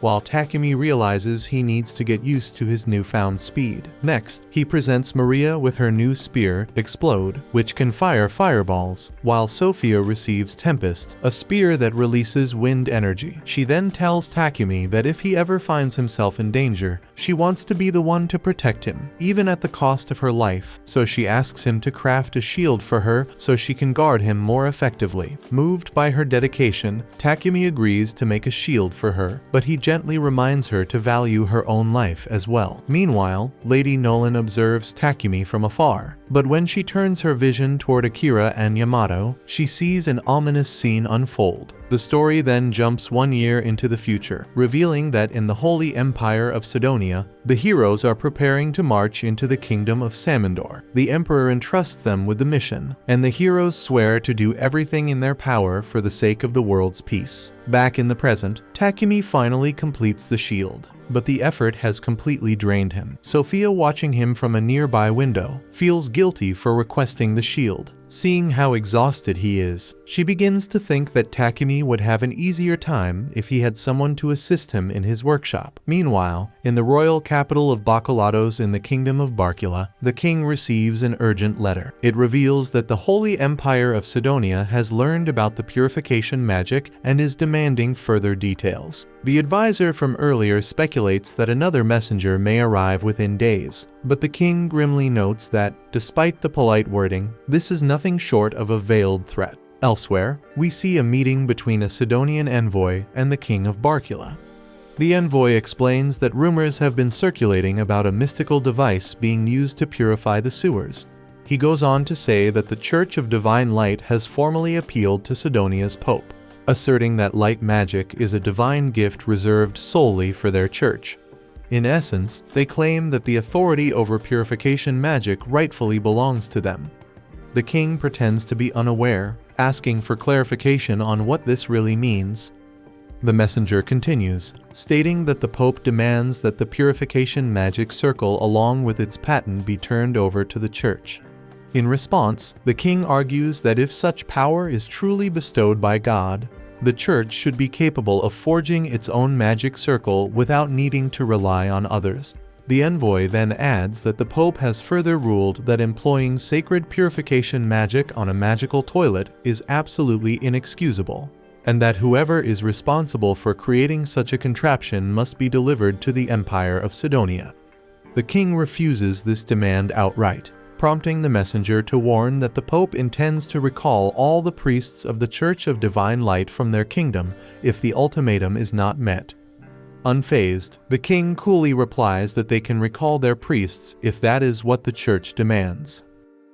The narrative then cuts to Papik informing Takumi of the unfolding drama. Takumi is astonished that the king would adopt such a severe stance toward Sidonia's emissary solely for him. Papik reassures him that it isn't a major problem, but Takumi points out that such actions might turn the church against them. Papik then reveals that within this kingdom there exists another religious faction besides the Church of Divine Light, a fact that catches Takumi's attention, as he deduces that he must be referring to the Church of Creation. Papik is surprised that Takumi is aware of this alternative faith, and goes on to explain that the Church of Creation venerates Lady Nolan. Curious, Takumi asks which deity the Church of Divine Light worships, and Papik responds that they revere a god known as Anat. Shifting the conversation, Papik notes that the kingdom of Barkula prides itself on religious freedom, which has allowed the long-established Church of Creation to amass many followers, unlike the Church of Divine Light, whose priests demand exorbitant fees for their recovery magic. The clergy of the Church of Creation perform similar feats merely as a gesture of goodwill. Realizing the implications, Takumi concludes that the Church of Divine Light is being bolstered by the Holy Empire of Sidonia, and he wisely decides that it would be best for him to steer clear of getting entangled with them. Papik then informs Takumi that he's actually here today with a special request. He explains that through Marquis Godwin, he had offered the king some samples of his innovative toilets and refrigerators, and in return, the king has requested a meeting with Takumi. Takumi is taken aback by this news, and Papik adds that although the king won't be angry if Takumi declines, his pleading puppy dog eyes tend to sway decisions regardless. Later, Takumi gathers his slaves and announces that he will be heading to the royal capital of Bacalados, asking if any of them would like to accompany him. Excited at the prospect of visiting the capital for the first time, they all agree, and Takumi informs them that they'll be departing in a week, advising them to prepare in the meantime. Maria wonders aloud how long the journey will take, and Takumi explains that if they ride monster horses, it should take about a week, so Maria immediately points out that such a trip would require plenty of food. Leaving the logistics to Maria, Takumi then mentions that he plans to craft new cloaks for the group while they wait. Curious, the others ask why, and he reveals that Papik has secured some dark elemental magic stones for him. With these stones, he can enchant the cloaks to block perception, a feature that Sophia praises as being especially useful in combat. Takumi also notes that the cloaks will help the girls avoid unwanted attention from unsavory perverted characters in town. The scene then shifts to the two girls out shopping in town. Maria remarks that Takumi isn't valuing himself as highly as he should, and Sophia agrees, even beginning to list all of his admirable qualities. Surprised by how well she seems to know their master, Maria teases Sophia about it. Embarrassed, Sophia quickly changes the subject, making it clear to Maria that she's totally smitten. The scene then shifts to Takumi, kneeling in a quiet church as he prays to Lady Nolan. She greets him, inquiring where his offering is, and he beams at the sight of her once again. Aware that his journey to the capital is imminent, she asks if he has come to seek safe passage, and she requests that he present her offering. Takumi, however, insists on having some questions answered first. He asks her whether Anat exists as a supreme being distinct from her, and with an air of quiet authority, she declares that she is the sole supreme entity, leaving him to wonder who or what Anat might be, offering only vague reassurances that he will come to understand in time. She leaves him still curious, especially as the Empire of Sidonia appears to be encroaching ever closer. Takumi recalls her earlier words about her blessings being conditional upon his actions and asks if Sidonia's interference is linked to that very clause. She dismisses his query, reminding him that it is precisely Sidonia that brought him here, a matter far beyond the scope of a mere blessing. The young mage then recalls rumors of heroes heroes summoned by Sidonia and presses her for news. Noting that he has heard nothing of them since his arrival in this world, Lady Nolan then reveals a startling truth. She has actually sent him back in time by 1 year, meaning the heroes have yet to be summoned. Takumi is puzzled by this intricate twist, and when he persists with his barrage of questions, she curtly tells him that time is up. Before he can continue, Lady Nolan strikes him, and he loses consciousness, awakening later in the real world. He reflects that she must have been evading his inquiries, but he shrugs it off, as he has no real desire to meet these heroes anyway. The narrative then jumps forward 10 months into the future within the Holy Empire of Sidonia. There Akira is shown training diligently with his sword, having honed his skills considerably, while Akane and Yamato watch his progress with admiration. Back to the present, and we see Takumi presenting the new cloaks to the girls. Maple immediately notices that the cloaks perfectly complement his attire, while Sophia initially remarks that the matching ensemble is a bit too bold. So Takumi wonders if perhaps she dislikes the look. However, Sophia quickly assures him that she loves it, much to his relief and delight. Later, we learn that Takumi plans to build his own carriage rather than borrowing one from the guild, aiming for greater comfort. He explains that although he can construct a carriage, they lack a monster horse, so he initially considers borrowing one from the guild. However, Maria steps in and reminds him that this town is known as the City of Adventurers for a reason. She recalls the perils of the Forest of Death and warns him that many dangerous areas with lurking monsters exist. In her view, there are not only monster horses, but also unicorns and drake horses, creatures that are both faster and sturdier. The scene then shifts to the forest surrounding the city, where Takumi ponders whether drake horses are truly swifter than monster horses. Sophia confirms that they are, and even add that they possess superior stamina. Curious, Takumi asks if this speed is due to their being of a dragon type, to which Maria clarifies that while they aren't actually dragons, they do resemble normal horses, except they sport a horn and are covered in scales reminiscent of a dragon's hide. Realizing this is the origin of their name, Takumi nods in understanding, and Maple becomes excited at the thought of finally having a monster friend. Suddenly, Takumi and the others encounter a bush wolf that dashes right past them. Sophia looks puzzled, and Takumi attributes the wolf's failure to detect them to the effectiveness of their new cloaks. While he praises the cloaks for keeping them hidden, Sophia removes hers, arguing that they need to engage in combat to train and strengthen themselves. The narrative then transitions to a scene of Sophia defeating a boar, prompting Maria to remark that they've now got extra meat. Maple urges them to hurry up, and Takumi soon spots a fallen tree.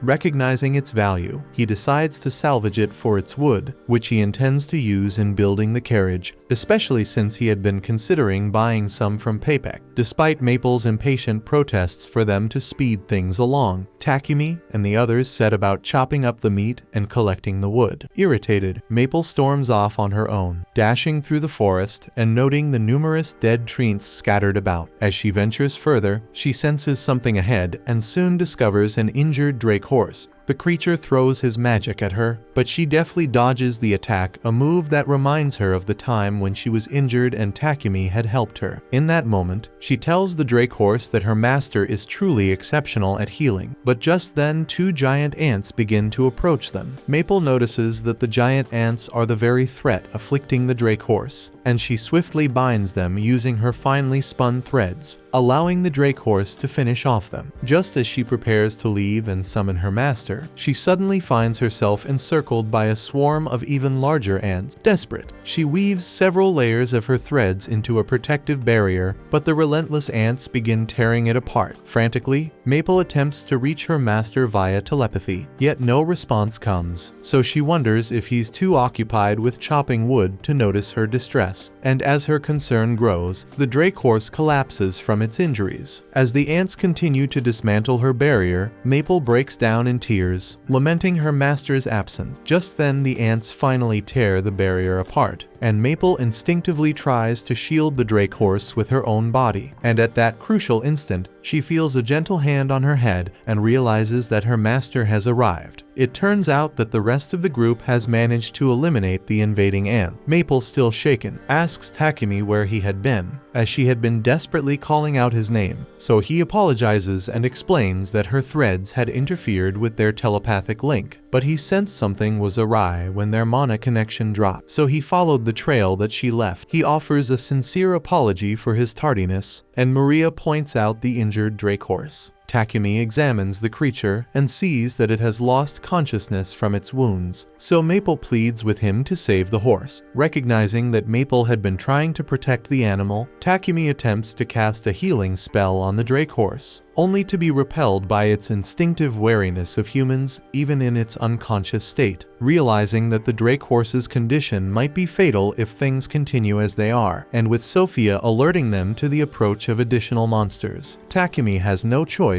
but to retreat both Maple and the horse into his pocket dimension for safety. After he does, Sophia urgently warns him that housing an advanced monster in his pocket dimension without a familiar contract might cause him severe strain. Takumi assures her that he'll be fine, but then when he feels tired, he quickly tries to gulp down a potion to bolster himself, but before he can drink it, he collapses from exhaustion. Later, we see Takumi slumped in his room, fast asleep, with the girls quietly keeping vigil by his side because he's been out for over 12 hours. Sophia remarks to Maria that Takumi won't wake until he's successfully stabilized his pocket dimension, while Maria wonders why Maple hasn't emerged yet. So Sophia speculates that the Drake horse remains terrified, and as long as Maple keeps the creature confined in the pocket dimension, it will continue to spook it, causing Takumi to slowly wither away. Convinced that something must be done, Sophia kisses his hand and follows his mana signature, eventually finding Maple. She inquires about the Drake horse's condition, and Maple confirms that it's still trembling in fear. Sophia suggests she might be able to coax the Drake horse out, but cautions that releasing it into an unfamiliar area could confuse the animal. She points out that unless the creature comes out, it won't receive any healing, and Takumi will remain unconscious. To solve the problem, Sophia proposes that Maple recreate the barrier she had previously woven in the forest. Such a shield would conceal the true location of the Drake horse. Maple agrees, then steps into the garden with the Drake horse to form a new protective barrier. Meanwhile, Sophia intends to visit Papek's company to acquire some monster medicine, but Maria volunteers to go instead, urging Sophia to stay close to their master. The scene then shifts to Sophia watching over Takumi as he sleeps. In his dreams, Takumi relives moments spent with everyone, until eventually he stirs awake. Opening his eyes, he notices Sophia still sleeping by his bedside, and when she eventually wakes, she beams at the sight of her master, and he thanks her warmly for watching over him. He mentions that he needs to check on the Drake horse and steps inside Maple's barrier. Noticing that the creature seems to have recovered a bit, Takumi asks if it might become a friend as well, given that it's already grown close to Maple. He uses his magic to gently tame the Drake horse and succeeds. Following this, Takumi casts a powerful healing spell to restore the creature's health, and Maple dispels the barrier around it. Takumi announces that they have gained a new companion, prompting Maple to ask what name they should give her. Inspired, Takumi decides to name the Drake horse Camellia, after a leaf-bearing tree that retains its foliage year-round and blossoms with red and white flowers. The girls all agree that it's a lovely name, and Maria suggests they all sit down to eat, announcing that she has just finished preparing dinner. Meanwhile, at the bustling Palom Trading Company in Barcula's capital,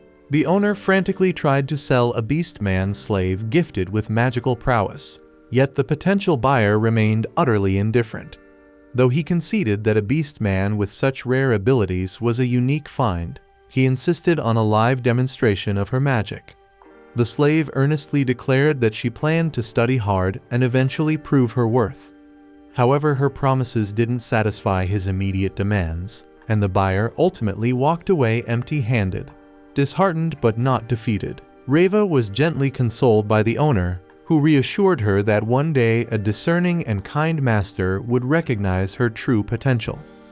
Later on, we find Reva alone in her modest room, lost in thought. She recalls the days when she still lived with her family, days marred by financial hardship that forced her to leave for the city to save some money, and with a promise to send money back to her brother. Yet despite all her efforts, she hasn't managed to fulfill that promise. The narrative then transitions to Takumi's mansion, where Maria casually inquires whether he plans to visit Digambo's workshop once more. Takumi confirms that he does, explaining that his carriage urgently requires some expert blacksmith work. Sophia, ever the worrier, points out that he recently took on an extra order for potions and refrigerators and hasn't had a moment's rest in days. Maria urges him to take care of himself, but he insists he's fine as he sets out. Not long after, at the Adventurers Guild, Takumi overhears a heated discussion about a mysterious, unsettling creature reportedly seen on the city's outskirts. Curious, he approaches the receptionist, who explains that recent reports have described a bizarre creature roaming near the city's edge. He even shows him a crude sketch, noting how strange it is that no significant damage has yet been recorded. Then, when asked about his own presence, Takumi reveals that he's here to register a new pet. The receptionist's eyes light up with excitement. He remarks that it takes something truly extraordinary to surprise him these days. Then, to everyone's astonishment, Takumi unveils his pet Camellia. Almost immediately, the guild members notice that Camellia bears an uncanny resemblance to the creature in the sketch. Alarmed by this startling coincidence, the guild master swiftly summons Takumi for a private discussion. Meanwhile, as the town bustles around, Sophia strolls through the streets, her thoughts still lingering on her recent trip to Mulan Trading Company. She remembers how she'd been on the hunt for a beast-man slave with magical abilities to assist Takumi with his production, but no candidate proved suitable. Still, Mulan had promised to spread the word among other traders, and Sophia had thanked her warmly. But before she left, Mulan even remarked that Sophia had changed ever since sealing her contract with Takumi. In the present, Maria bumps into Sophia on the street. Sophia casually asks if Maria's done shopping yet, to which Maria replies that she still needs to visit the butcher. Sophia then confides that Takumi seems constantly worn out these days, and she wishes she could ease his burden by ensuring he gets plenty of nutrition. Though she longs to help, she admits she isn't skilled enough in alchemy, and Maria assures her she'll do her best through cooking. When Sophia offers to lend a hand, Maria insists that it's best if she sticks to her own duties. Sophia takes the gentle rebuff in stride, and Maria notes that Sophia appears noticeably different, her expression softer, more at ease. Surprised to hear the observation a second time, Sophia blushes and quickly changes the subject, suggesting that they go pick up Takumi. They soon arrive at Digambo's workshop, only to find Takumi fast asleep at his station. Digambo explains that Takumi was utterly exhausted and dozed off mid-work, warning that if he continues at this pace, he'll collapse. Not long after, Takumi proudly unveils his newly finished carriage and invites Camellia to pull it. But before taking it out for a test drive, the girls examine it closely and are astonished to discover that it's not just a carriage, it's essentially a moving house, complete with individual rooms and bathrooms. They embark on a ride, and despite the vehicle shaking on the outside, the interior remains remarkably smooth and comfortable. Curious, Takumi asks Maria for her thoughts. While she expresses her approval, she suggests adding some decorative blades along the sides. When he inquires about the idea, Maria grins and says it would look incredibly cool. After a few days, they let Camilla run around town with the carriage, and her stats quickly level up in the process. Then comes the day to set off for the capital, and Takumi notices that the Lion Fang will be joining them as an escort. Real inquires about the creature pulling his carriage, and Heath clarifies that it's a Drake horse. Just then, Godwin and Papik arrive as well. Papik is visibly excited to see the carriage and asks Takumi if he can take a peek inside. Takumi agrees, and upon inspection, Papik is astonished that Takumi built the carriage himself. Takumi confirms he did, prompting Papik to ask for all the details of how he managed such a feat. Overenthused, Papik exclaims that he'll pay handsomely for this work, but Godwin quickly intervenes to temper his enthusiasm. Papik apologizes, and Godwin remarks remarks that the carriage is truly impressive. He states that he would be fortunate to own a carriage like this, and Takumi realizes that Godwin wants one made for him. Godwin boasts that he's willing to pay up to 100 platinum coins for it, and Takumi muses that such a price would be equivalent to 1 billion yen, surprised at the astronomical sum. They then begin their journey to the capital, and along the way, Godwin praises Takumi for his significant contributions to his domain. He proclaims that Takumi is set to play an even larger role and become renowned far and wide. His butler concurs, and Godwin adds that Takumi's exceptional talent attracts all sorts of attention, so he'll need protection from unscrupulous riffraff. However, Godwin admits he can only manage threats within the kingdom. When it comes to Sidonia or other nations, he has no idea what schemes they might be plotting, so vigilance is key. The scene then shifts to Sidonia, several months in the future, where we see Akane reading that the goddess Anat created mankind in her own image, and then fashioned the beast men from wild creatures to serve humanity. Then she created the elves and dwarves, placing them beneath mankind in hierarchy. Akane then glances at a slave collar from the beast men displayed in her room and feels a deep sense of disgust. Meanwhile, Takumi and his entourage arrive at the capital of Bacalados, and Takumi is relieved that they didn't encounter any monster trouble along the way. Real mentions that they did, but thanks to Takumi's loyal slaves and pets, the creatures were wiped out in an instant, leaving them with little extra work. Papek then informs Takumi that he'd like to discuss something with him once they reach the inn. At the inn, Papek reveals to Takumi that he intends to gift the king a carriage similar to Takumi's own masterpiece. He explains that he has already spoken with Godwin about it, and they both agree that presenting such a carriage is the best way to demonstrate Takumi's exceptional talent to the king. With an audience scheduled with the monarch in 5 days, Papek expresses concern that building a carriage in such a short time would be challenging if done in Bolton. He asks Takumi to begin work as soon as they return there. However, Takumi insists that he can construct it here, noting that hauling a carriage back from Bolton would be too much effort. He adds that he can manage with the materials he currently has, but he will need adequate workspace, and Papek promises to take care of that. Later, Takumi is seen discussing the new project with his slaves. He explains that Papek has arranged for him to operate out of the garden of the Palin Company. Sophia chimes in, mentioning that she's heard of this company, a reputable slave trading enterprise run by a man named Burton, and advises that Takumi should secure an assistant to help with the work. Maria then points out that he barely rested before this trip, and now he's diving back into production without a break. She cautions that this is reckless even for him, but Takumi assures them that he isn't truly tired. Sophia, still upbeat about the prospect of working with the Palin Company, suggests that Takumi should purchase another slave.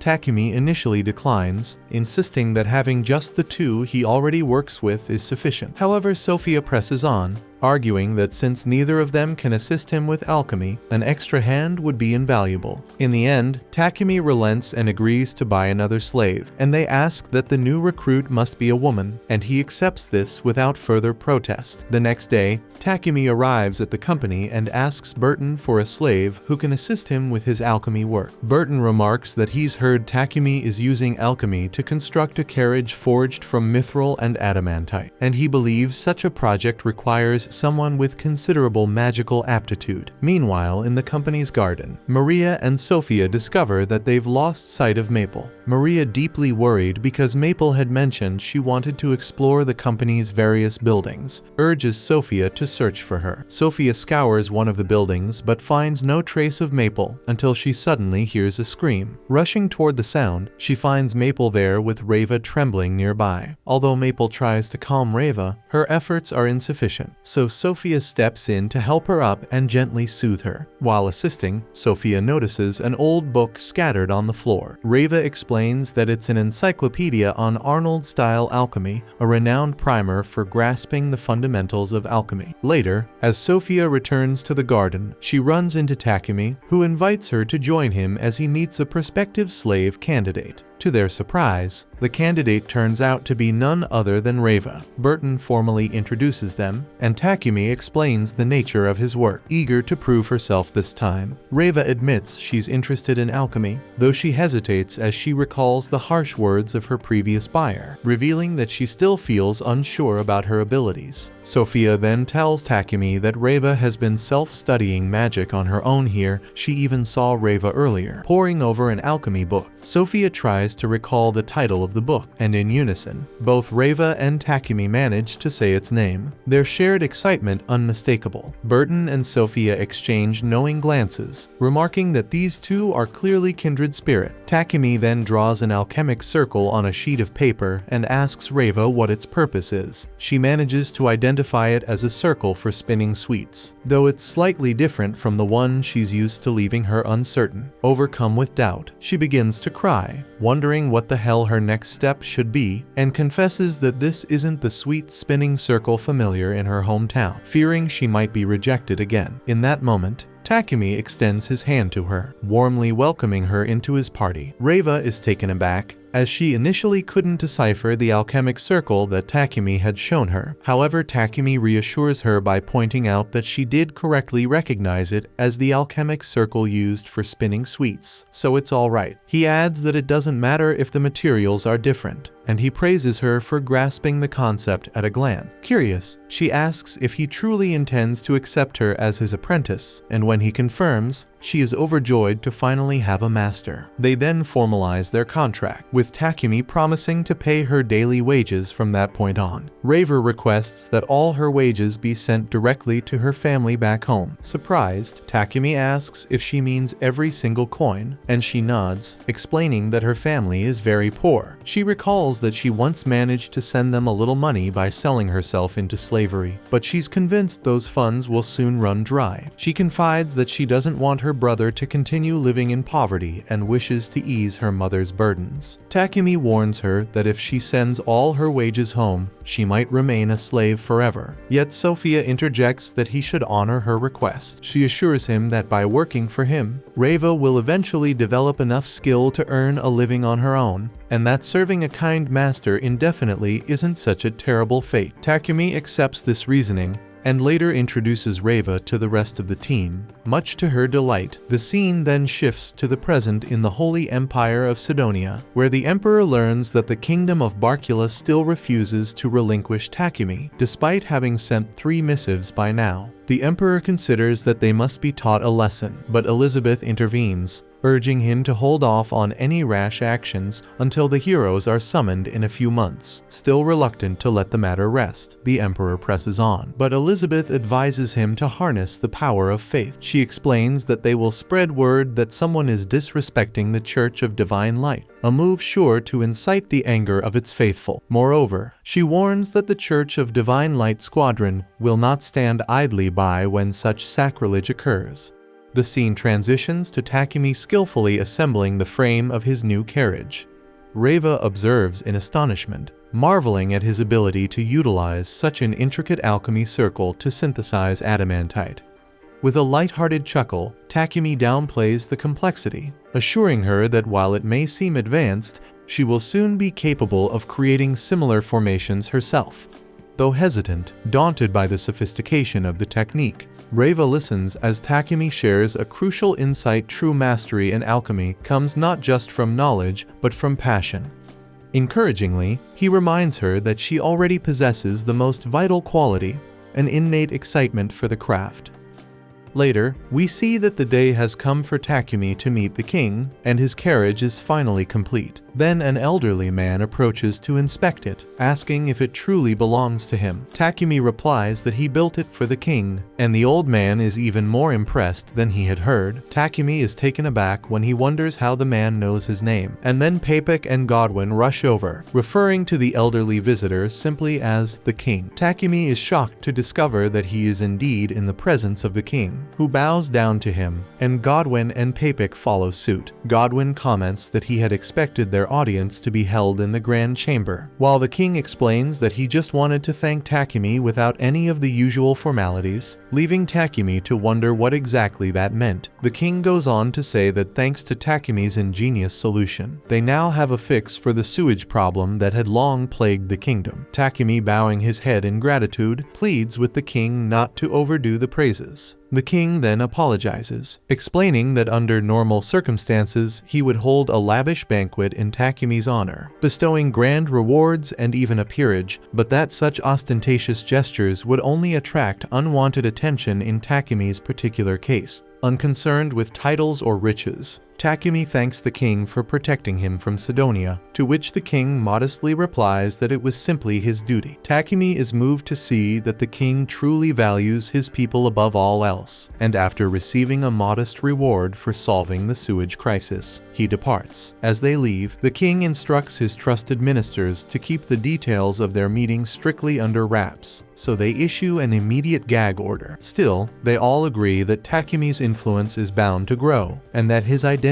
might soon become public once the magical devices are exported to other nations. The king admits that this possibility worries him, and he is convinced that the Church of Divine Light will retaliate if the secret ever gets out. Several days later, Takumi and his crew are back in their mansion, which he ended up purchasing from Papik. Later, we catch him in a heated discussion with one of his slaves. He's pissed off that they keep foregoing their wages. Maria tries to calm him down, saying it's fine since he already provides food and other necessities, and she's content with the regular allowance. Sophia echoes her sentiment, but Takumi insists that they should actually take their wages, even if they don't need them, because having some savings is important, especially since their contracts with him will eventually end. Sophia then declared with heartfelt conviction that she plans to serve him forever, convinced he'll kick the bucket before she does, and then she'll guard his grave for the rest of her life. Meanwhile, Maria quips that she just wants to die a day after her master and be buried right next to him, though Takumi can't quite wrap his head around their odd affections. The scene then shifts to Sidonia in the present, where someone shows Elizabeth a contraption they're using to purify toilets in Bolton. The messenger explains they snagged one of these devices during an infiltration of Bacalados, and Elizabeth immediately deems it a heretical piece of junk. She wonders if they don't give a damn about the wrath of the goddess, and the messenger informs her that most believers in the Church of Divine Light are itching to decisively crush the source of this evil. Elizabeth agrees, ordering the messenger to dispose of this cursed contraption before it spreads any further. Shortly after, we learn that Reva wants to register with the guild. She tells Takumi she'd like to join him as an adventurer, convinced that the experience will help her sharpen her alchemy skills and become a better craftsman. Takumi finds her reasoning sound. After all, adventuring can boost one's mana, and he promptly registers her at the guild. Reva was overjoyed to be accepted and gratefully thanked Hans for his help in sending her reward money back home at an exceptionally low cost, a service that Hans explained was common among adventurers. Hans then asks Takumi if he has come up with a party name yet, but Takumi hasn't managed to decide on one. So Hans says that Takumi's party is one of the top class groups in their guild and that they really should pick a name soon. Takumi, however, isn't convinced they need one. After all, he isn't planning on becoming a professional adventurer. He grumbles that they aren't exactly like the Lion's Fong, with clear role divisions. Instead, they're just a ragtag bunch of misfits. He even laments that things would be different if he could fight on the front line. Overhearing this, Barak steps in, declaring he's going to help him out. Takumi again insists that he's not aiming to be a full-time adventurer, but Barak is having none of it because he already vows to train him, and soon enough we see Barak tossing Takumi around like a ragdoll. While pounding on him, Barak demands that Takumi come up with a name for their party. Every suggestion Takumi offers is so ridiculously bad that it makes Barak furious, and he continues to hurl him about. He keeps roaring to him that he just needs to think of a name that actually reflects who are they. And by watching this chaotic scene, Reva wonders if being an alchemist is really supposed to be this damn hard. Later on, as Maria tends to Takumi's bruises, he asks his servants if they have any suggestions for a party name. He complains that every time he rejects a name, Barack throws him around like he's worthless. The servants offer a few suggestions, but none fare any better than his own feeble attempt. Sophia remains silent through it all, and it soon becomes clear she's absolutely pissed at the guildmaster for beating Takumi up so horribly. She declares that she's going to make him pay and starts heading to the guild, but Takumi stops her, insisting that the guildmaster was just training him. In fact, he reveals that thanks to the beating he took today, he actually managed to level up some of his skills. Sophia decides to stand down for now, and Takumi resigns himself to the fact that his suffering will likely continue until he finally picks a decent party name. The scene then shifts to the Empire of Sidonia, 10 months into the future. There we see Yamato locked in combat with a captain of the guards, overpowering him with sheer brute strength. Akira, watching from a distance, scoffs and calls Yamato nothing more than a brute who relies solely on muscle. Akane chimes in and asks if he thinks he's better than him, to which Akira boasts that he is. After all, he's a hero. She reminds him that all three of them are heroes, and when he tries to ask her out to hang out, she storms off, having no intention of wasting her time with a cocky jerk. Later, we see Akane curled up in her room with a book, pondering how the Church of Divine Light preaches human supremacy. Yet based on what she's heard around town, there's another religion, and it's the Church of Creation, which teaches that all races are children of Nolan. She suspects that this nation is dominated by the Church of Divine Light that summoned them, and she's convinced there's a hidden agenda behind their summoning. Although they claim it's all for world peace, she can't help but wonder what they really want from them. The scene then shifts to Takumi, who is handing a ring and a staff over to Reva, explaining that these items will help her activate spells. Reva remarks that they'll come in handy on their next adventure, while Maple can't help but feel jealous that only Reva is receiving new weapons. Not to be outdone, Takumi reveals that he's crafted Wolverine claws specifically for Maple, assuring her that they won't interfere with her thread manipulation,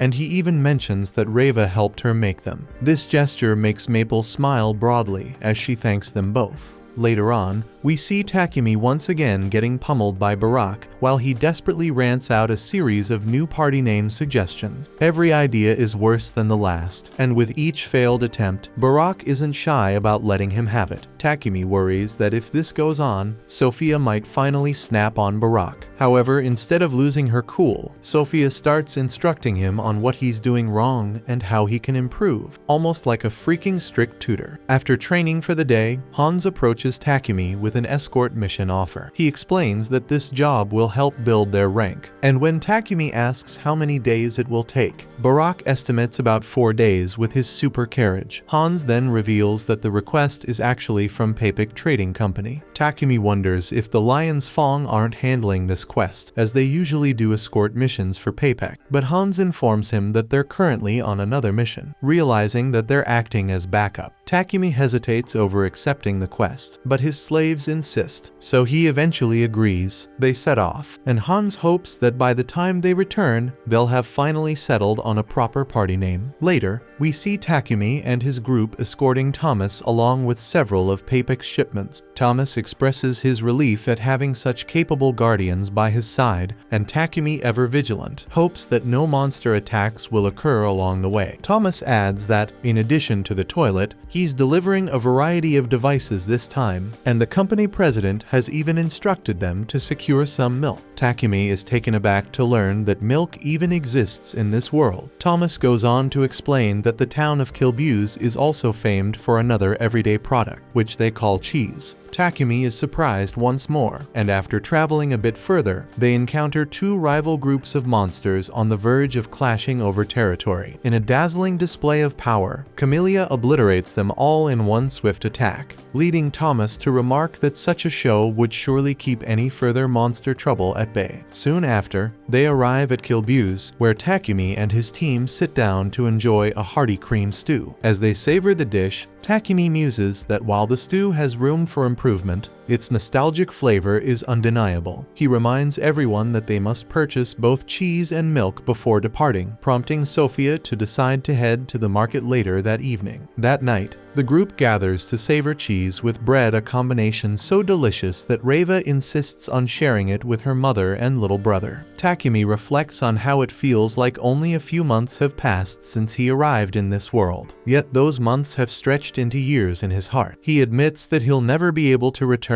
to his old life, and he finds himself strangely nostalgic. Perhaps it's the milk and cheese that stir these memories. Curiously, he asks Sophia if they have rice in this world, and she replies that while grain is available in the kingdom of Samandor, rice is not found in Bolton. Maria then says that they were selling some rice in the capital, and Takumi is disappointed that he didn't manage to grab any while he was there. He then asks Sophia if she ever misses her homeland and its food, to which Sophia replies that she prefers the present to dwell on memories of her hometown. She explains that she endured a curse for over 50 years, but forming a contract with him has given her a whole new lease on life, as if he'd finally given wings to a caged bird. She says she only looks forward to the future, not back at the past, and the others nod in agreement. This gives Takumi an idea for their party name, and he declares that their group will be called Wings of Nolan. He explains that by giving each other wings, they can move forward together, so the name suits them perfectly. Everyone likes the name, and 2 nights later, they return to Bolton. As they enter their mansion, Takumi immediately notices a paralyzing poison lingering in the air, and some strange-looking men seize his friends. One of them approaches him with a knife, intent on killing him, but Maple swiftly disarms the assailant, and Takumi follows up with a powerful hit to his stomach. The other attacker then lunges at Takumi, but he counters with some new wrestling moves, taking him down quickly before finishing him off with a punch to the guts. Afterward, he heals his friends, and Sophia apologizes for failing to protect him. Takumi shrugs it off, and Maria inquires how he managed to avoid paralysis. He explains that both he and Maple have developed poison and paralysis resistance, though he admits he still feels a bit numb. Maple then asks what they should do with the intruders outside, revealing that she has captured several assailants while leading Camilla to her stable. She had sensed that there might be more inside the house as well, which is why she hid herself in the pocket dimension. Sophia speculates that this attack was premeditated and suggests that they seek help from the guild. Takumi then instructs her to bring Barak from the guild. Soon after, we see a carriage transporting the captured assailants away, and Barak advises Takumi to report the incident to the Lord, noting that it's a serious matter.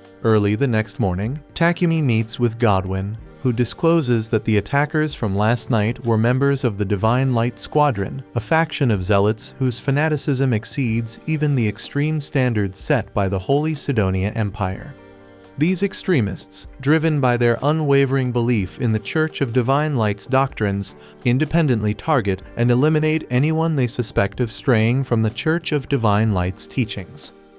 Takumi is shocked and frightened to learn that these attackers were indeed trained assassins and not merely common thieves as he had hoped. Godwin is convinced that the root of the problem lies in the magic toilets Takumi created. In the past, priests had to periodically purify the toilets using holy magic, a task that brought in enormous income for Sidonia's clergy. Now that Takumi has eliminated their main source of revenue, the priests are determined to take revenge. Takumi briefly considers going off the grid, but Godwin and his subordinates assure him that he'd be safer if he remains in their sight. After all, they can actively support him. The guildmaster insists they need to improve Takumi's security during adventuring. Takumi nervously protests that he'd rather take a break, but the guildmaster refuses to let his party, one of the top 5 in their city, halt their work. With Sophia promising to keep him safe at all costs, the guildmaster finally convinces him to continue his adventuring duties. Later, Takumi heads to the Adventurers Guild to officially register his party under the name Wings of Nolan. The receptionist compliments the flashy name but warns him to be cautious, noting that rumors are already circulating about someone sending assassins after him, and that many now believe he has a high bounty on his head. That night, Takumi gathers his girls and shares the receptionist's warning. Although he feels guilty about putting them in danger, they confidently assure him that they will protect him with everything they've got. Takumi feels relieved after hearing the reassuring words, but he's determined not to have the girls and the knights devote all their time to guarding him. To solve that problem, he devises an idea to cast a magic barrier around his house that repels anyone not registered with it. He plans to create a magic device to project the barrier and asks Reva to help him. Thinking ahead to their upcoming adventures, Sophia suggests that they add a tank to their party. All the girls chime in, jokingly insisting that they wouldn't let any guy join. After all, the bigger his harem, the prouder they are. Takumi agrees with their suggestions, but he has no clue where to find a female tank or attacker to join their ranks. Sophia then suggests contacting the Milan Slave Trading Company, as it might be a good starting point. With that settled, the girls retire for the night while Takumi begins crafting the magic circles for his safety device. The next morning, as Takumi is about to start working on the device with Reva's help, Sophia approaches him, eager to contribute as well. Takumi assigns both her and Reva the task of engraving the alchemy circle onto metal plates. Later, he sprinkles pixie dust over the plates to imbue them with magical energy. At that moment, they catch sight of Maple riding Camellia and charging at enormous silk dolls, playfully pretending they are enemy golems. Reva remarks that golems too are a product of alchemy, and Takumi nods, admitting he's aware of them, but that their complex core has kept him from attempting to make one himself. Reva muses that a golem could be the perfect tank for their party. While Takumi agrees in principle, he accepts that his current skills won't allow him to create one yet. He then resumes work on the barrier device. As he links the magical circles, his mana manipulation skill maxes out and unexpectedly evolves into a more refined spell control skill. Takumi realizes that leveling up his spell control might one day enable him to construct golems. Meanwhile, in the distant empire of Sidonia, the Emperor learns that the Divine Light Squadron has been captured, and apparently they couldn't even take their own lives before being caught. Realizing that matters have grown even more complicated, his daughter Elizabeth chimes in, insisting that they stop fixating on one man when larger plans are at stake. The court mage explains that they've assembled an ancient magic circle to summon heroes, but they need at least a couple of months to amass the required magic power. At the same time, Takumi attempts to synthesize a golem's core through alchemy, but his skills fall short of the mark. Observing his struggles, Maple suggests that instead of creating one from scratch, he might simply tame an existing golem. Intrigued by her idea, he immediately consults Sophia about where such golems might be found. Sophia informs him that stray stone golems can be found among ancient ruins, while iron golems typically reside within dungeons. Takumi is taken aback to learn that dungeons exist in this realm, and he quickly decides that acquiring an iron golem would be ideal. Despite Sophia's warning that charging into a dungeon without a proper tank or frontline attacker would be reckless, Takumi is determined and leads his party toward the dungeon. Before they even reach the dungeon's entrance, they encounter a massive stray stone golem. Sophia advises that its control core must be destroyed if they hope to defeat it. However, Takumi is reluctant to destroy the core, as it is the very component he desires. Suddenly, the golem becomes alert, its eyes beginning to glow, and it pivots toward them. Both Takumi and Sophia instinctively duck, while Sophia urges caution, insisting that fighting the golem would be too risky. Takumi counters that if they can tame it, the golem would serve as a formidable tank for their party. Without hesitation, he leaps down to confront the golem, and the girls have no choice but to follow his lead. As the golem advances, surrounded by his party, Takumi unexpectedly senses a connection with the creature. He orders his companions to hold their fire, approaching the golem slowly and studying it intently. In that moment, he realizes that the golem was originally programmed to guard ruins dedicated to the goddess Nolan, and it now seems to be reacting to her blessings on him. Relying on his taming abilities, Takumi manages to subdue the golem with ease, much to everyone's astonishment. Maple, excited by the prospect of gaining a new junior, prompts him to name the creature. After a brief moment of thought, he christens the old golem Titan. The newly tamed Titan attempts to communicate, but its language remains a mystery. Takumi considers fitting it with a voice box. Yet he quickly realizes that parading such a colossal being into the city would undoubtedly incite panic. He even contemplates transporting the golem via his pocket dimension. However, before he can decide, Titan unexpectedly sheds all its mass and shrinks down into a miniature version of itself. Upon returning home, Takumi immediately sets his mind on designing a new body for Titan. But before he even begins manufacturing, he calls a critical meeting with his slaves. He explains that there are enemies after him and that he doesn't want them to be caught in the crossfire. For this reason, he proposes dissolving their contracts so they can safely return to their own lives. The girls are horrified at the suggestion, insisting they will not abandon him even in the face of danger. In response, Takumi reminds them that he still has Titan and his 2 pets to protect him, and he promises to pay them handsomely so that once his contracts end, they won't be forced to be a slave to someone else. But despite his assurances, the girls are reluctant to accept the idea. Suddenly, Maria slams her spear toward him, declaring that if he really intends to release them, he'll have to answer to her first. She launches into a passionate tirade, condemning him for even considering leaving them behind during such perilous time. Overcome by emotion, both Maria and Takumi break down. Sophia then steps in to comfort a tearful Maria, explaining that while she understands Takumi's concern for their safety, his suggestion to send them away during his worst moments hurt them deeply. Reflecting on the unwavering loyalty they have always shown, Takumi apologizes sincerely for imposing his burdens on them and disregarding their feelings. He pleads with them to stand by his side and help fight his enemies, and the girls wholeheartedly agree. A few days later, Takumi completes the new body for Titan crafted from a blend of adamantite and mithril, outfitted with advanced weapons and defensive features, and even capable of speech. In a nod to his childhood dream of becoming a Power Ranger, he creates a colossal version of Titan that he can literally enter and control as if it were an extension of his own body. As he weeps with joy over his achievement, Nolan, who has been watching his progress as if she were a fan of his YouTube channel, muses that he might have gone a bit too far with that golem. Just then, her assistant bursts in with shocking news about the so-called goddess Anat, whom the Sidonia Empire worships. Apparently, there was never a true goddess named Anat. Instead, due to the fervent devotion of the Church of Divine Light, a being by that name is slowly coming into being, and it's turning into an evil spirit. Nolan had long suspected that such a phenomenon might occur, and she now realizes that it could spark a catastrophic war on Earth, one that Sidonia and its heroes might unwittingly ignite. Unable to intervene directly in the mortal realm, she had endowed Takumi with his new body and powerful blessings so that he could rise to the occasion and save the entire realm.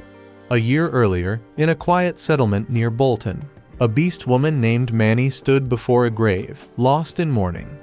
Her sorrow was interrupted when an acquaintance called her away, and she reluctantly departed. Later, as she sat inside a train carriage, hushed voices filled the space around her. Passengers spoke in somber tones, lamenting their fate trapped with nowhere to go but this struggling village. They recounted how the nobles, indulging in their own desires, had driven the economy to ruin, then abandoned the land when it could no longer sustain them, seeking refuge in neighboring territories. Among them, a woman bitterly recalled Manny's husband, a man who had worked himself to the brink of death, only to be left without proper medical care, a cruel consequence of the nobles' neglect.